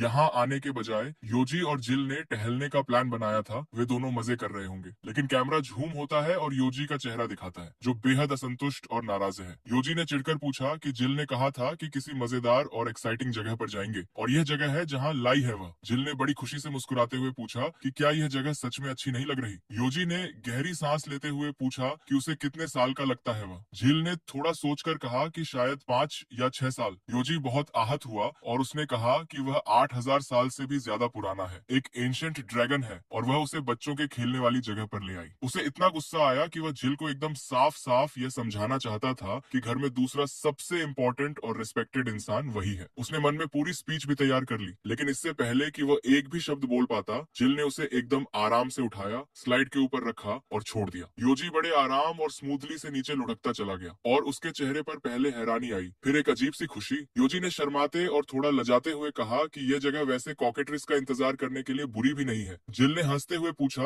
कि क्या वह दूसरी स्लाइड पर भी जाना चाहेगा। योजी ने एकदम चिढ़कर पूछा कि अगर वह उसे चिढ़ा रही है तो अचानक इतनी फॉर्मल और रिस्पेक्टफुल भाषा क्यों यूज कर रही है, इसमें कोई चाल तो जरूर है। जिल ने मासूमियत से कहा कि कोई चाल नहीं है, सब सही है। दरअसल उसने हाल ही में एक किताब पढ़ी थी जिसमें लिखा था कि इस दुनिया में कोई भी बच्चा अपनी मर्जी से बुरा नहीं होता और अगर कोई नॉटी या नखरेबाज बच्चा हो तो उसे शांत करने का सबसे अच्छा तरीका यही है कि उससे हमेशा बड़े रिस्पेक्ट और प्यार से बात की जाए। योजी का मुंह खुला रह गया। सोमवार को हंटर ब्यूरो में जून ने सबको एक मोमेंट के लिए ध्यान देने को कहा। आज सोल सिटी हॉल के हंटर्स के लिए सी रैंक मैजिक स्टोन से बॉडी को रेगुलरली स्ट्रेंथन करने का दिन था। जून ने पूछा कि क्या किसी को हायर लेवल का स्टोन चाहिए। पूरा कमरा एकदम खामोश रहा, किसी ने एक शब्द नहीं बोला। फिर जून ने शांत आवाज में सबको बॉडी स्ट्रेंथन करने के लिए कहा और सब चुपचाप करने लगे। एक ने दूसरे के कान में धीरे से कहा कि उस एक्सीडेंट के बाद ये इंसान अब उनसे जरा भी नहीं डरता, जबकि पहले अगर कोई उसके पास जाता था तो वह कांपने लगता था। दूसरे ने पूछा कि क्या उसने हंटर केट के बारे में नहीं सुना। वह इसी इंसान के साथ गई और सी रैंक से सीधे ए रैंक तक पहुंच गई। पहले ने भौचक्का होकर कहा कि तब तो मैनेजर बदलवाने के लिए कहना पड़ेगा, नेट से तो कोई फायदा है नहीं, और अगर ये अक्षम और एवरेज इंसान ए रैंक तक पहुंच गया तो इसमें कोई न कोई राज जरूर है। उसने मन में डिसाइड कर लिया कि जून को किसी तरह डराकर उसका सीक्रेट निकालेगा। तभी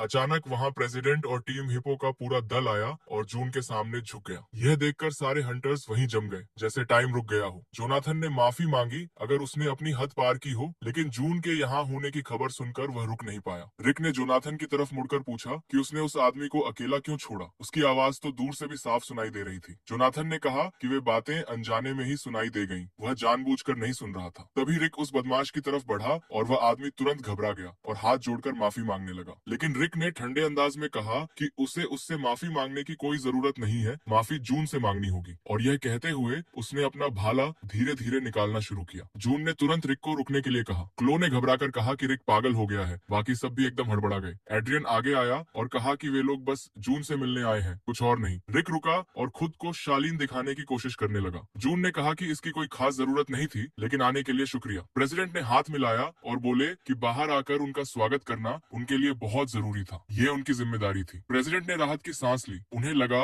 कि जून ने सब कुछ नॉर्मल तरीके से एक्सेप्ट कर लिया। लेकिन तभी जून ने एक झटके में उन्हें अपनी तरफ खींचा और बेहद शांत लेकिन धमकी भरे लहजे में कहा कि भविष्य में बहुत सोच समझकर ये डिसाइड करें कि उन जैसे इंसान को इस तरह का पब्लिक वेलकम पसंद आएगा या नहीं, क्योंकि इसके कॉन्सिक्वेंसेज होते हैं। जून ने बिना कोई भाव दिखाए उनका हाथ थामे रखा और कहा कि चूंकि प्रेसिडेंट एक बहुत समझदार इंसान है, इसीलिए उन्हें पूरा यकीन है कि ऐसा दोबारा नहीं होगा। प्रेसिडेंट ने सिर हिलाया। रिक ने सभी हंटर्स की तरफ मुड़कर कहा कि जून की बात न मानने की हिम्मत न करें और पूरी लगन और डेडिकेशन के साथ उनकी सेवा करें। स्कूल में लड़की और स्टीव जिल के पास आए और एक्साइटमेंट से बोले कि प्रैक्टिकल क्लास खत्म हो गई, क्यों ना आज उसके घर जाकर थोड़ा एंजॉय किया जाए। जिल ने मुंह बनाया और कहा कि उसके पिता शायद इसके बिल्कुल खिलाफ होंगे। लड़की उदास हो गई और धीरे से पूछा कि क्या वह कम से कम एक बार पूछ तो सकती है या इससे कोई बड़ी परेशानी हो जाएगी। जिल थोड़ी हिचकिचाई और बोली कि उसके पिता वैसे बहुत दयालु हैं। जैकी की चाल काम कर गई। उसने बड़े इनोसेंट अंदाज में कहा कि जरूर उन्हें यह जानने में दिलचस्पी होगी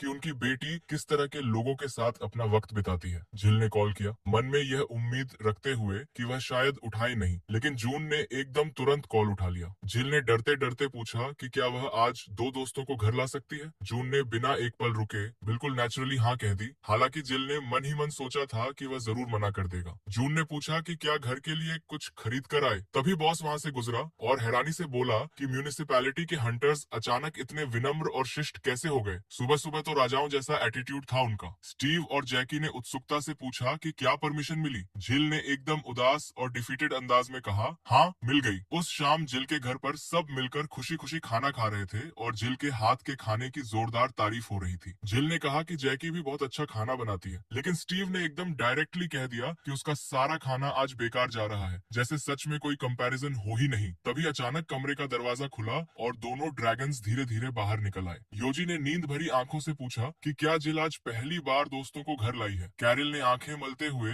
जिल का विनम्रता से अभिवादन किया। जिल ने बिजली की रफ्तार से दोनों को उठाया और एक ही झटके में कमरे के अंदर ले गई। उसने माफी मांगते हुए पूछा कि क्या वे थोड़ी देर के लिए पपीज बनकर रह सकते हैं और वादा किया कि यह सिर्फ आज के लिए है, बस एक शाम। योजी को यह बात सुनकर बहुत बुरा लगा। उसने तुरंत कसम खाई कि यह जुल्म है और उस पर अत्याचार हो रहा है। भला कोई ऐसी बात कैसे मांग सकता है। कैरियल ने शांत आवाज में कहा कि यह मालकिन का अनुरोध है और उन्हें मानना ही होगा। जिल ने एक बार फिर माफी मांगी और समझाया कि वे पहले ही बहुत शोर मचा चुके हैं और अगर किसी को यह पता चल गया कि वे ड्रैगन है तो पूरी दुनिया में हंगामा मच जाएगा और अगर ऐसा हुआ तो भागना पड़ेगा। फिर न रिब्स मिलेंगे, न कोई अच्छा खाना, न कोई आराम। ये सुनते ही योजी ने तुरंत माफी मांगी और बड़े कंफ्यूज लेकिन सीरियस अंदाज में कहा कि हालांकि उसे ठीक से समझ नहीं आ रहा क्या हो रहा है, लेकिन ये सब उसी की गलती है। और इस तरह हमारे ये दोनों एंशिएंट और पावरफुल ड्रैगन्स उस पूरी शाम के लिए क्यूट पपीज बन गए। जिल ने अपनी माथे पर हाथ मारा और याद किया कि वह उन्हें खाना खिलाना भूल गई थी। तभी जून घर लौटा। स्टीव एकदम तुरंत खड़ा हो गया और जोर से जून का नाम लेकर बड़े अदब से अभिवादन किया, जैसे उसने पहले से यह प्रैक्टिस की हो। इधर योजी अंदर ही अंदर खोल रहा था। इन्हीं लोगों की वजह से उसे यह डॉग फूड खाना पड़ रहा था और उसकी डिग्निटी का एक एक टुकड़ा बिखर रहा था। और जैकी, जिसे इसमें से कुछ भी नहीं पता था, ने बड़े प्यार और जेन्युइन एक्साइटमेंट से कहा कि उनके पास कितने क्यूट पपीज हैं। यह सुनते ही योजी और भी ज्यादा भड़क गया और उसने दबी हुई लेकिन गुस्से भरी आवाज में गुर्राते हुए कहा कि वह बहुत ज्यादा गुस्से में है और ये उसके साथ बिल्कुल सही नहीं हो रहा। जैकी ने एकदम जेन्युइनली हैरान होकर पूछा कि क्या इस पपी ने कोरियन में कुछ कहा अभी, लेकिन जून ने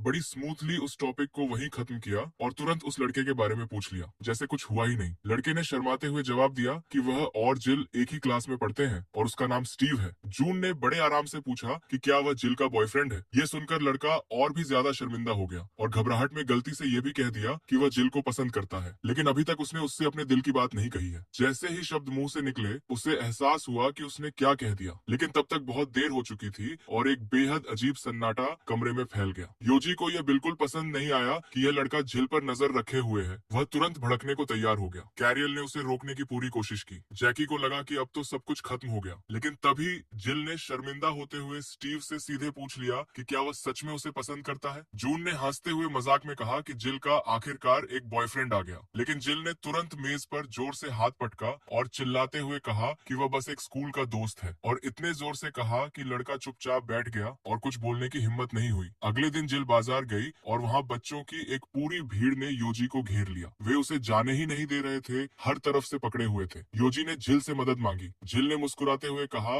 कि उसे तो खुद ऐसा चाहिए था और अगर बच्चे उसे इतना पसंद करते हैं तो यह उसकी अपनी पॉपुलैरिटी है। चूंकि बच्चे लगातार उससे चिपके हुए थे और दुकान में खरीदारी का वक्त कम हो रहा था, इसलिए जिल और कैरल साथ चले गए और योजी को वहीं इंतजार करने के लिए कह दिया। योजी बच्चों से पहले से ही थोड़ा झल्लाया हुआ था और तभी अचानक सेंटर में एक दरार फटी और उसमें से एक विकृति प्रकट हुई। एक चेतावनी तुरंत सामने आई। सेंटर की गहराई से एक बेहद शक्तिशाली मॉन्स्टर बाहर निकला। उसने घोषणा की कि वह आखिरकार उस जमीन पर आ गया है जहाँ सिर्फ लाड़ प्यार में पले लोग रहते हैं। वापुला ने अपना असली रूप प्रकट किया। सुलेमान के 72 राक्षसों में से एक महान राक्षस वापुला। उसने ऊंची आवाज में ऐलान किया कि यहाँ की सारी अच्छाई मिट जाएगी, बुराई जड़ जमा लेगी और इस पूरे प्लेनेट पर हर जीव सिर्फ उसके लिए ही जिएगा। फिर वह पागलों की तरह हंसने लगा और चिल्लाता रहा कि वह एक महान राक्षस है जो इस धरती पर राज करेगा। बच्चे योजी को छोड़ने का नाम नहीं ले रहे थे, लेकिन योजी ने मन में तय कर लिया कि अब कुछ करना होगा। उसने उस मॉन्स्टर की तरफ देखा और सीधे उसे कचरा कह दिया। योजी ने पूछा कि यह जमीन इतनी आसानी से जीती जा सकती है, क्या उसके जैसे बदमाश यहाँ मंडरा रहे थे? और फिर योजी ने उस पर आग का इतना जोरदार वार किया कि मॉन्स्टर को कुछ करने का मौका ही नहीं मिला। वह तुरंत खत्म हो गया। इसके बाद योजी इतराते हुए चारों तरफ देखने लगा, जैसे उसने बहुत बड़ा काम किया हो। थोड़ी देर बाद जिल और कैरल वापस आए। बच्चे अब भी योजी के साथ रुकने की जिद कर रहे थे। योजी ने उनके सिर पर प्यार से हाथ फेरा और कहा कि वे जरूर फिर मिलेंगे, इसलिए नाराज नहीं होना। जब योजी कैरल के पास पहुंचा तो उसने देखा कि उसके मुंह के पास कुछ लगा हुआ है। यह देखकर उसे गुस्सा आ गया। उसे लगा कि सील ने सारी स्वादिष्ट चीजें अकेले खा ली। जिल ने उसे शांत करने की कोशिश की और कहा कि वे उसके लिए कुछ लाए हैं। योजी ने नाराजगी से कहा कि इसे खाया नहीं जा सकता। जिल ने बताया कि यह डार्ट्स कंपटीशन का टिकट है, बाजार से कुछ खरीदने पर यह मिला था। वहां पहुंचने पर बीफ का पूरा सेट जीता जा सकता था, गर्मा गर्म बीफ का पूरा बर्तन। योजी का चेहरा एकदम गंभीर हो गया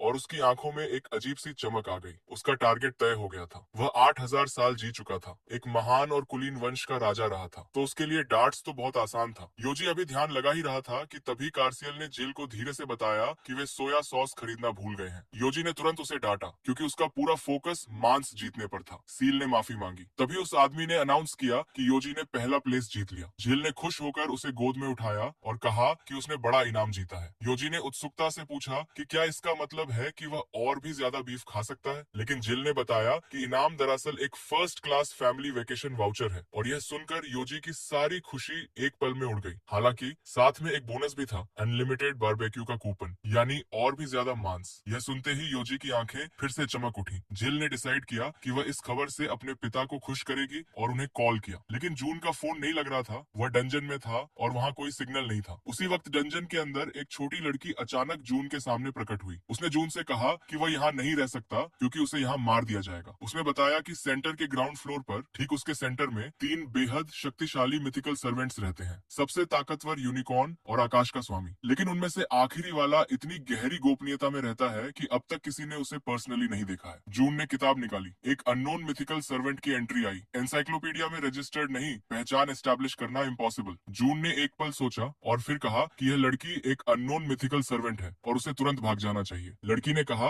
कि किताब ने सच बताया और उसने कहा कि जून को भागना चाहिए क्योंकि बहुत जल्द वहाँ से एक मॉन्स्टर प्रकट होगा। उसने झील की तरफ इशारा किया और जैसा लड़की ने कहा था ठीक वैसा ही हुआ। पानी से एक मॉन्स्टर बाहर निकला और बोला कि एक इंसान ने उसके इलाके में घुसने की हिम्मत की है, लगता है उसे अपनी जान की कोई परवाह नहीं। लड़की ने घबराकर पूछा कि वह भाग क्यों नहीं रहा। जून ने शांत आवाज में कहा कि उसे चिंता नहीं करनी चाहिए। फिर उसने कहा कि एक कहावत है, जो पहले वार करता है वही जीतता है, और उसने तलवार बनाई। यकीन करना मुश्किल है, लेकिन जून ने रेकर को हरा दिया, और वह भी सिर्फ एक वार में। लड़की ने बड़ी उत्सुकता से पूछा कि उसका नाम क्या है। जून बैठ गया, अपना नाम बताया और लड़की से पूछा कि उसका नाम क्या है। लड़की ने धीरे से जवाब दिया कि उसका कोई नाम नहीं है। जून ने एक पल सोचा और फिर पूछा कि क्या वह उसे कोई नाम दे सकता है। लड़की की आंखें चमक उठी और उसने खुशी से हाँ कह दी। जून ने उसके लिए तारा नाम रखा, एक तारे का निशान, और इस तरह उस मिथिकल सर्वेंट को अपने साथ बांध लिया। फिर जून ने कहा कि अब घर जाने का वक्त हो गया है। तारा ने पूछा कि वह कहाँ रहता है। जून ने जवाब दिया कि कोरिया नाम की एक जगह पर। तारा ने उदास होकर पूछा कि क्या वे सच में फिर कभी नहीं मिलेंगे। जून ने उसे हंसते हुए आश्वस्त किया कि वह वापस आएगा। उस रात नेट और जून साथ में बैठकर पी रहे थे। नेट ने कहा कि वह खुद को एक अजीब इंसान समझता है, वह सिर्फ अपनी परवाह करता है और ये उसके लिए कोई मुश्किल काम नहीं है। लेकिन जून इस उम्र में एक बच्ची की परवरिश कर रहा है। नेट ने कहा कि वह इसकी कल्पना भी नहीं कर सकता। जून ने कहा कि अब यह सब उसके लिए नॉर्मल हो गया है। वह पूरी सर्टेनिटी से तो नहीं कह सकता, लेकिन उसे लगता है कि नेट भी इसे बहुत अच्छे से हैंडल कर लेगा। जून की नजर उस किताब पर पड़ी जो नेट के हाथ में थी, बच्चों की परवरिश पर एक किताब। जून ने कहा कि बच्चे का आना जिंदगी में खुशी लाता है, ये सच है, लेकिन वह यह भी समझता है कि यह डरावना भी हो सकता है। उसने नेट को हिम्मत देते हुए कहा कि मेयर के ऑफिस में ऐसा कोई नहीं है जो बड़ों के साथ साथ छोटों की देखभाल को इतनी सीरियसली ले, और अगर वह सच में सिर्फ अपनी परवाह करने वाला होता तो यह किताब कभी नहीं खरीदता। जून ने पूछा कि उसकी शादी कब हुई। नेट ने हंसकर जवाब दिया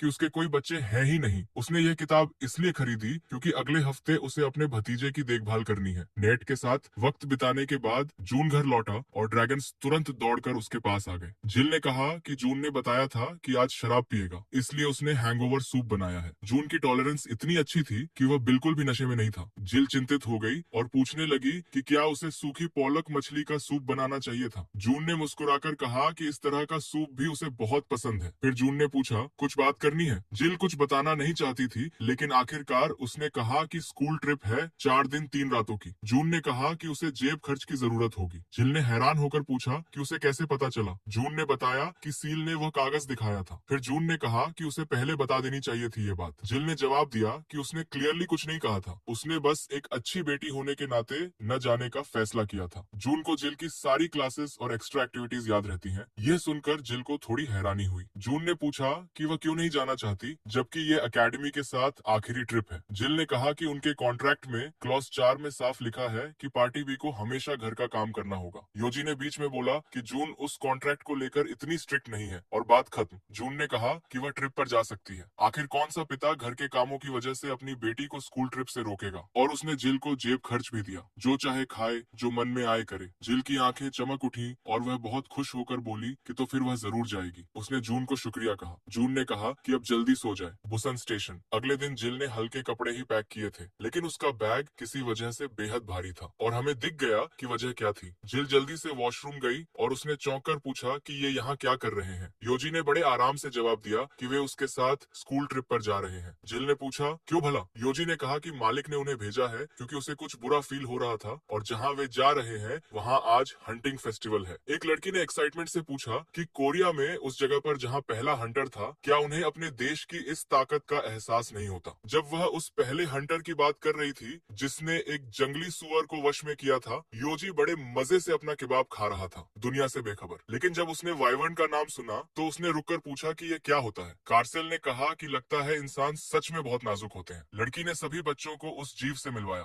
वाइवर्न एक पोकेमॉन जैसा दिखता था। लड़की ने कहा कि वे इसे छू सकते हैं और उसने खुद भी साथ जाने की ऑफर की क्योंकि यह एक बेहद रेयर और हाई लेवल का मॉन्स्टर है जिससे मिलना बहुत मुश्किल होता है। तभी अचानक एक लड़का सबसे आगे दौड़ा और चिल्लाया कि वह सबसे पहले इसे छुएगा। लड़की ने तुरंत कहा कि पहले सेफ्टी इंस्ट्रक्शंस पढ़ो, इसके सिर को छूना मना है। लेकिन बहुत देर हो चुकी थी। लड़की ने उस लड़के को भागने के लिए कहा। मॉन्स्टर सच में क्रोधित हो गया और आकाश में उड़ गया और गुस्से से गुर्राने लगा। लड़की ने हंटर से पूछा कि इसे कैसे शांत किया जाए। उस लड़के ने जवाब दिया कि यह इम्पॉसिबल है, इसीलिए तो पहले सेफ्टी इंस्ट्रक्शंस पढ़ने को कहा था। तभी अचानक योजी अपने असली रूप में आ गया क्योंकि वाइवर्न के पंख फड़फड़ाने से उसका किबाब उड़ गया था और यह बात उसे बर्दाश्त नहीं हुई। कार्सेल और जिल दोनों ने उसे होश में आने के लिए कहा, लेकिन योजी ने मॉन्स्टर का गला पकड़ लिया और पूछा कि क्या उसे पता है कि वह किबाब किस चीज से बना था। कॉकेट्रीज से। योजी को याद आया कि उसने उस मांस के लिए कितनी मेहनत की थी, हर चीज को चमकाने तक साफ किया था। जिल ने उसकी तारीफ में एक स्टिकर दिया था और जब उसने पूरी शीट भर दी तो उसने उसे 50,000 एक में कन्वर्ट किया था। उस एक किबाब के लिए योजी ने सब कुछ किया था और इस राक्षस ने उसे उड़ाने की हिम्मत की। योजी ने ऐलान किया कि इसका काम तमाम हो गया है और हंटर को साथ लेकर वह दरार में उड़ गया। हालांकि योजी की वजह से लोग उस मॉन्स्टर के चंगुल से बच गए, लेकिन उसकी इस हरकत ने नई मुसीबतें खड़ी कर दी। योजी ने बड़े आराम से कहा कि वह इसे फैला देगा, इसलिए चिल्लाओ मत और इसका किबाब बना दो। वह हंटर अपने मॉन्स्टर की मदद करना चाहता था, लेकिन एक ड्रैगन के सामने वह कर भी क्या सकता था। तभी जिल और सील उड़कर वहां पहुंचे। जिल ने योजी को इतना बड़ा हंगामा खड़ा करने के लिए जोर से डांटा। योजी ने जवाब दिया कि आज उसे समझाने या शांत करने की कोई जरूरत नहीं है, वह बिल्कुल सही था। तब जिल ने कहा कि वह उसके लिए और मांस खरीदेगी। 2 टुकड़े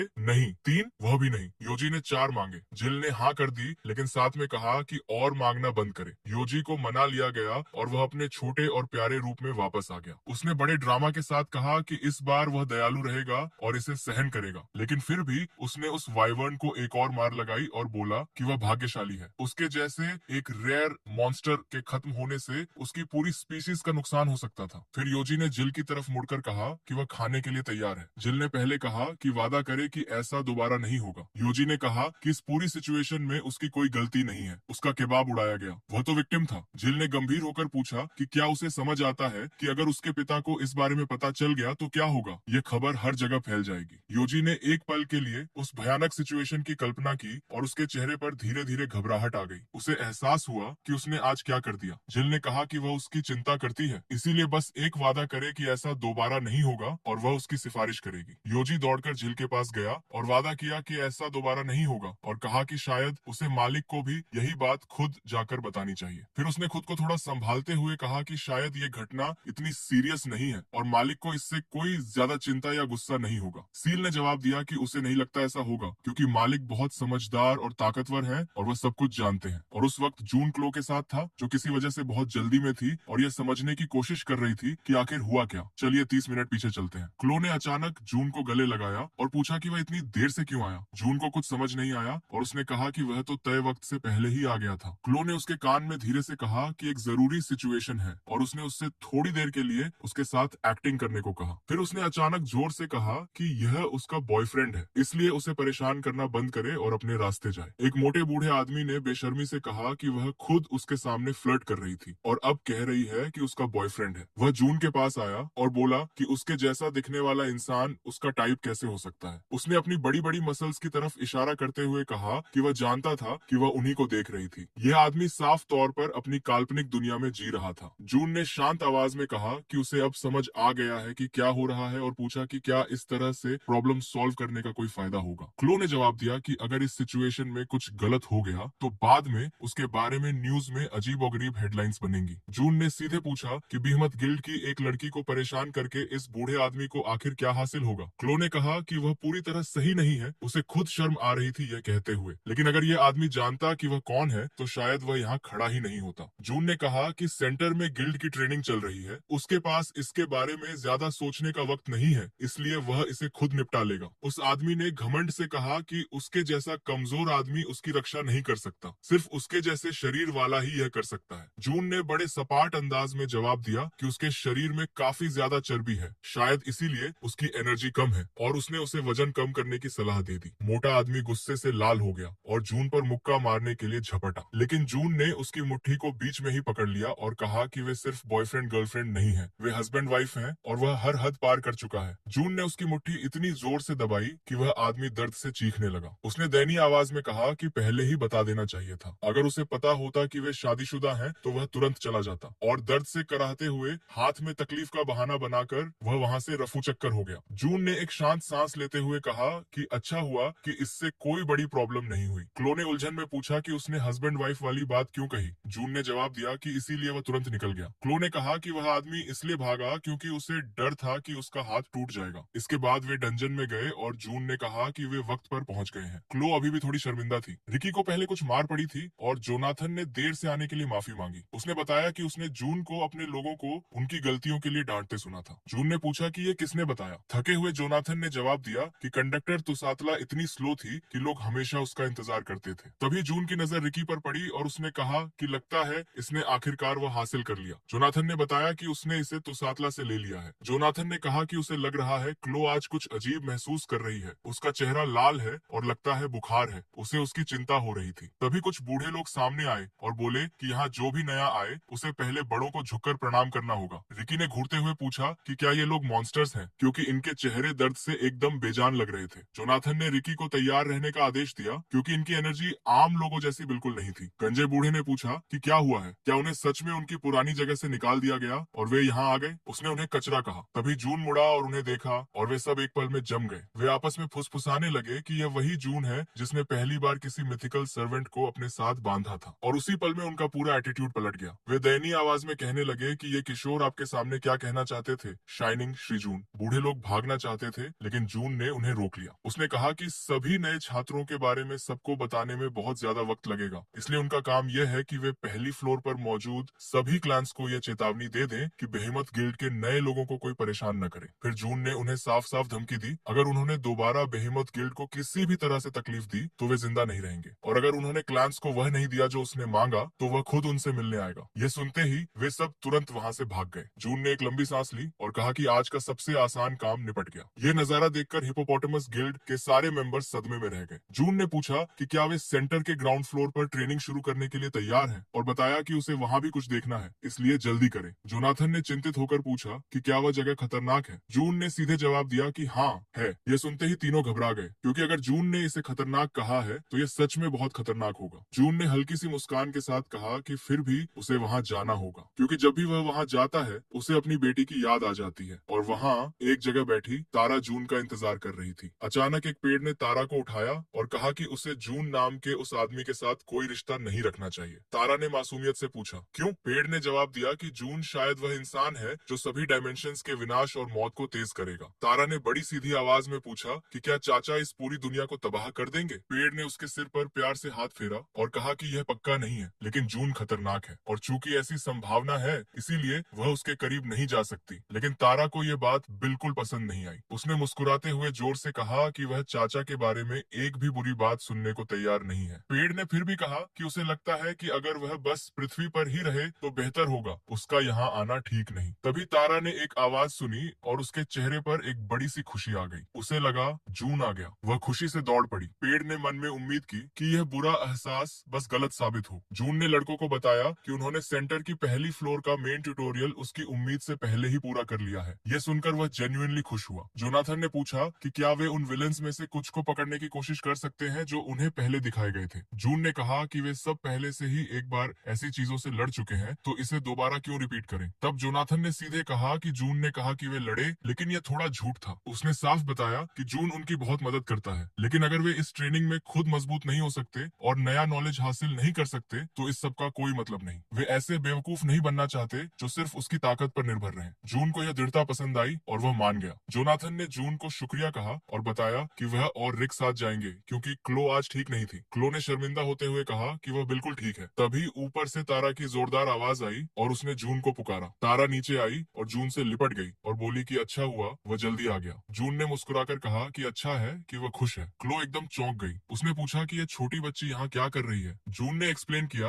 कि वह कोई ट्रैवलर नहीं है, वह सेंटर में रहने वाली मिथिकल सर्वेंट्स में से एक है, जिसका मतलब ये है कि वह बहुत सारे मॉन्स्टर्स से भी ज्यादा ताकतवर है। तारा ने क्लो को देखा और मासूमियत से पूछा कि क्या ये आंटी भी कोरिया से है। आंटी शब्द सुनते ही क्लो एकदम फ्रीज हो गई। जून तारा की इस बात पर हंसने लगा। क्लो ने झल्लाकर पूछा कि वह इस सिचुएशन में कैसे हंस सकता है। जून ने हंसते हुए कहा कि उसने उसे अंकल कहा था, यानी वह भी इससे बचा नहीं था। तारा ने जून से कहा कि वह उसे अपने खास दोस्त से मिलवाना चाहती है और जून मान गया। तारा नीचे आई और उसने कहा कि पीछे नहीं रहना है, लेकिन कुछ जगह ऐसी होंगी जहाँ कदम नहीं रखना चाहिए। जून समझ गया कि तारा कहाँ जा रही है, लेकिन वह जगह क्लो के लिए बहुत खतरनाक थी। उसने सोचा कि उसकी मदद कैसे करे। फिर जून ने क्लो से कहा कि वह उसकी पीठ पर चढ़ जाए, यही एकमात्र तरीका है क्योंकि वहाँ बहुत खतरा है। क्लो बहुत शर्मिंदा हो गई। उसने मन में सोचा कि क्या सिर्फ वही है जिसे यह सिचुएशन इतनी ऑकवर्ड लग रही है, लेकिन जून को इसकी कोई परवाह नहीं थी। वे एक बड़े पेड़ के पास पहुंचे। पेड़ ने कहा कि तारा को अपने ठिकाने के बारे में किसी को नहीं बताना चाहिए था। तारा ने जवाब दिया कि चाचा अच्छे इंसान है, इसलिए कोई बात नहीं। लेकिन पेड़ ने कहा कि फिर भी उसे उनसे डायरेक्टली बात करनी होगी। पेड़ ने जून से कहा कि तारा उसके घर कोरिया जाना चाहती है। तारा ने खुशी से चिल्लाते हुए कंफर्म किया कि हाँ, वह साथ जाना चाहती है। पेड़ ने बताया कि यह उस सिस्टम मैसेज की वजह से है, इसीलिए वह जून को अपने पेरेंट जैसा मानती है। जून ने मन में सोचा कि उसने 3 से 5 साल के बच्चों की पेरेंटिंग पर लिखी नई किताबें भी अभी पूरी नहीं पढ़ी हैं। पेड़ ने तारा से कहा कि उसे अपने पेरेंट्स की बात माननी चाहिए और चूंकि क्लो ही एकमात्र लड़की थी जिसे तारा ने देखा था, उसने क्लो को अपनी माँ मान लिया था। क्लो ने पहले कहा था कि वह उसकी माँ नहीं है, लेकिन तारा का उदास और मासूम चेहरा देखकर जून ने कहा कि वह तारा की माँ है और सच में दोनों एक दूसरे से बहुत मिलती जुलती दिखती थी।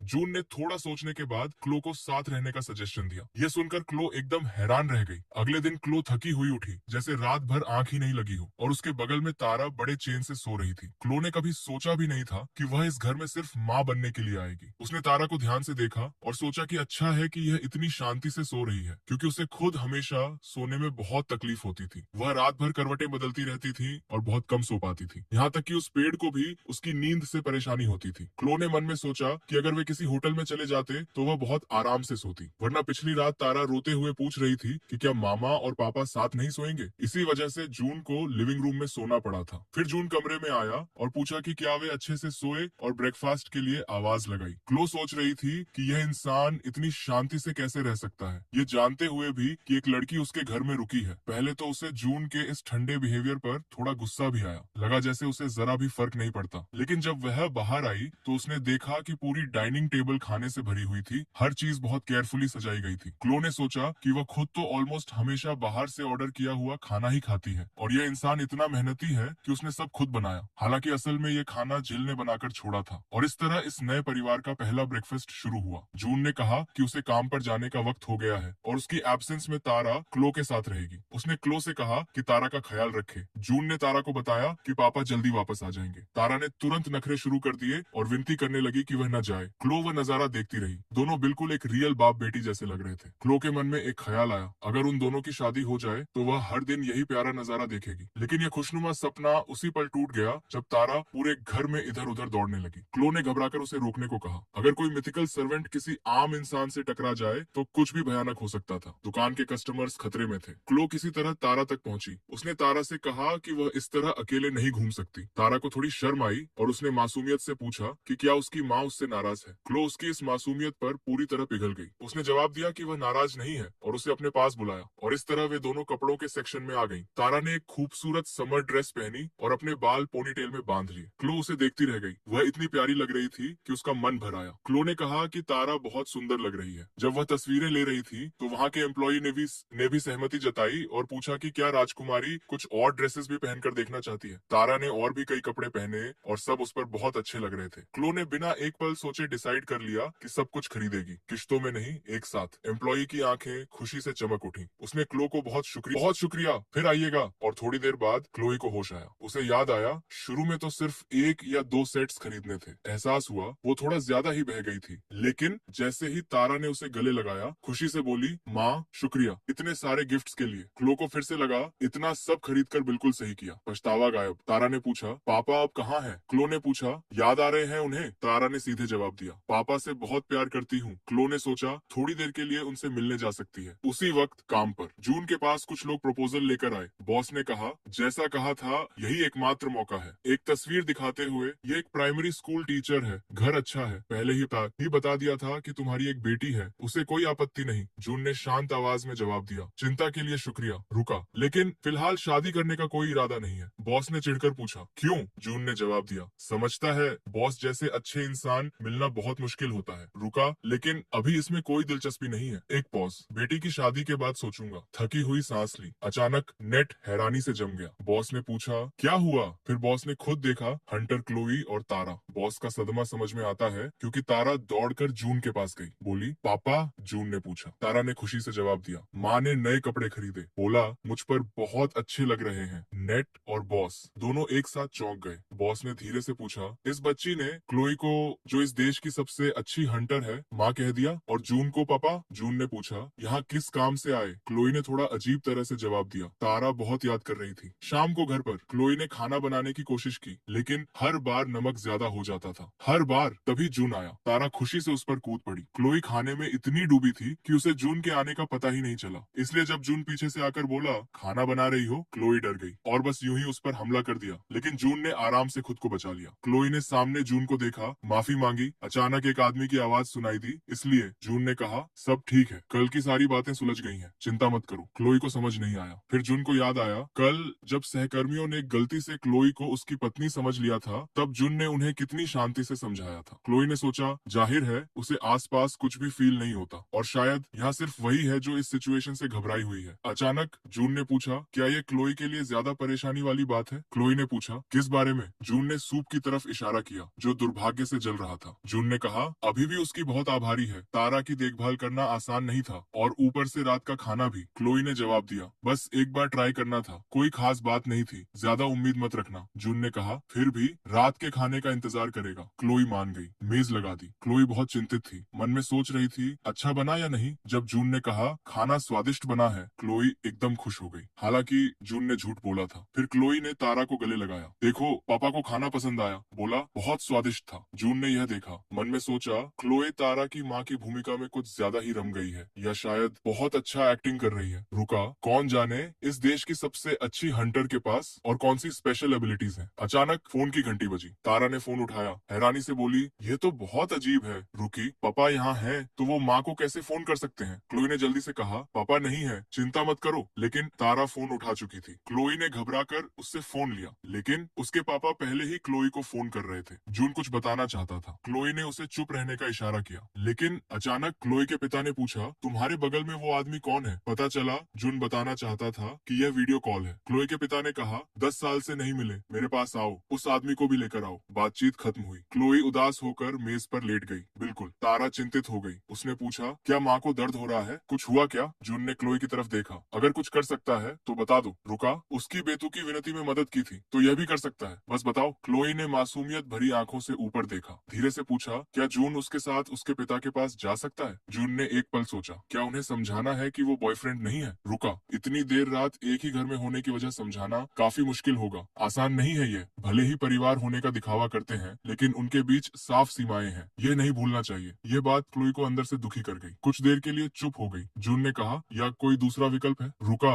वो उसके बारे में क्या सोचती है? क्लोई ने हैरानी से पूछा। क्या उसे नहीं लगता? ये बिल्कुल साफ है, एकदम ऑब्वियस है। जून ने जवाब दिया, सही शब्दों का चुनाव कर सकते हैं, इसमें कोई प्रॉब्लम नहीं। क्लोई मान गई। जून ने कहा, सब कुछ समझाएगा और पहले तारा को सिखाएगा क्या कहना है, कैसे कहना है। वो क्लोई के माता पिता के घर पहुंचे। घर देखकर एक पल के लिए रुक गए। बहुत आलीशान था, बहुत बड़ा। क्लोई ने बताया, पिता का बिजनेस अच्छा चल रहा है, कंपनी के सीईओ हैं। रुकी। 50 से ज्यादा ब्रांचेस वाली एसजी ग्रुप है उनकी। जून ने मन में सोचा, इतना सब होने के बावजूद ये हंटर क्यों बनी? क्या जरूरत थी? अंदर जाने से पहले क्लोई ने धीरे से वार्निंग दी, पिता बहुत गुस्सैल हैं, थोड़ा संभल कर रहना, उम्मीद है समझेंगे। क्लोई के कहते ही पिता बड़बड़ाते हुए दरवाजे पर आ गए। जब से आए हैं दरवाजे पर ही क्यों खड़े हो? अंदर नहीं आना क्या? लेकिन अचानक दोनों माता पिता एकदम जम गए, जैसे टाइम रुक गया हो। पिता हकलाने लगे, ये बच्ची कौन है? तारा ने खुशी से हाथ हिलाया, दादाजी। और जब तारा ने मासूमियत से कहा, मम्मी और पापा ने बताया था आप मेरे दादाजी हैं, क्लोई के पिता बेहोश हो गए, एकदम धड़ाम। बेचारे थोड़ा शांत होने के बाद कांपती आवाज में पूछा, इसका मतलब आज तक इन्होंने अपनी बेटी से माँ की भूमिका निभाने को कहा था? सच में? जुन ने शांत आवाज में जवाब दिया, हाँ, लेकिन अब इसकी जरूरत नहीं होगी। रुका।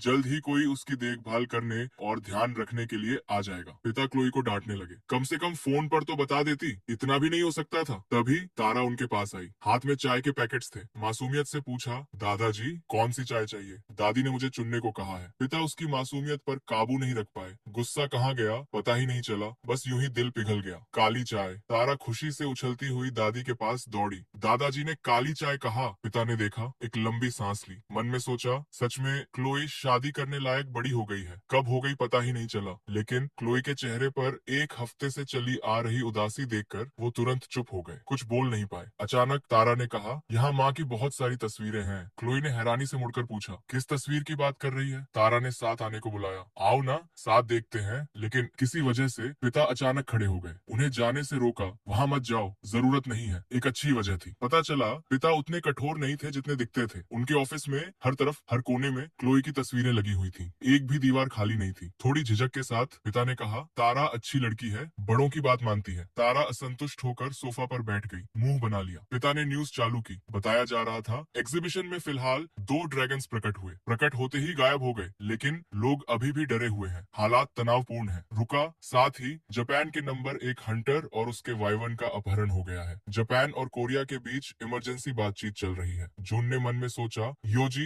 एक निर्लज्ज इंसान है। रुका। हंटर और उसके वाइवन का अपहरण, अगर इसके पीछे कोई खास वजह नहीं है तो बहुत बड़ी मुसीबत होगी। बहुत। कुछ देर बाद जुन, तारा और क्लोई जाने के लिए उठे। तभी पिता ने क्लोई को रोका। धीरे से कहा, तारा और उस आदमी के साथ अक्सर आया करो। एक पॉज। और अगर तारा उनकी असली पोती बन जाए तो कोई आपत्ति नहीं होगी। फिर शर्मिंदा होकर दरवाजा पटका और चले गए, जैसे कुछ कहा ही नहीं। क्लोई ने घबराते हुए कहा, लगता है पिता को तारा बहुत पसंद आई, बहुत ज्यादा। जून ने जवाब दिया, यह उनके व्यवहार से बिल्कुल साफ पता चलता है। रुका। वादा करता है कभी कभी तारा को उनके पास लाएगा। एक पॉज। और अगर उसके पास कोई काम न हो तो वो भी जब चाहे मिलने आ सकती है, कोई रोक नहीं है। तभी क्लोई को अचानक याद आया, आज से वो उनके साथ नहीं रहेगी। मन में सोचा, अगर जुन ने ये एहसान न मांगा होता तो शायद इतनी तकलीफ नहीं होती, इतना दर्द नहीं होता। जिल और ड्रैगन्स घर लौटे। योजी अभी भी घबराया हुआ था, जिल के पीछे छुपता हुआ चल रहा था। उन्होंने देखा जुन घर पर नहीं है। करियल ने पूछा, क्या उसने वादा किया था साथ में रात का खाना खाएंगे? अचानक क्लोई की नजर एक कमीज पर पड़ी। जिल ने देखा, उसके पास ऐसी कोई कमीज नहीं है। गुस्से से पूछा, हमारे घर में औरत की कमीज क्यों है, कहाँ से आई? तभी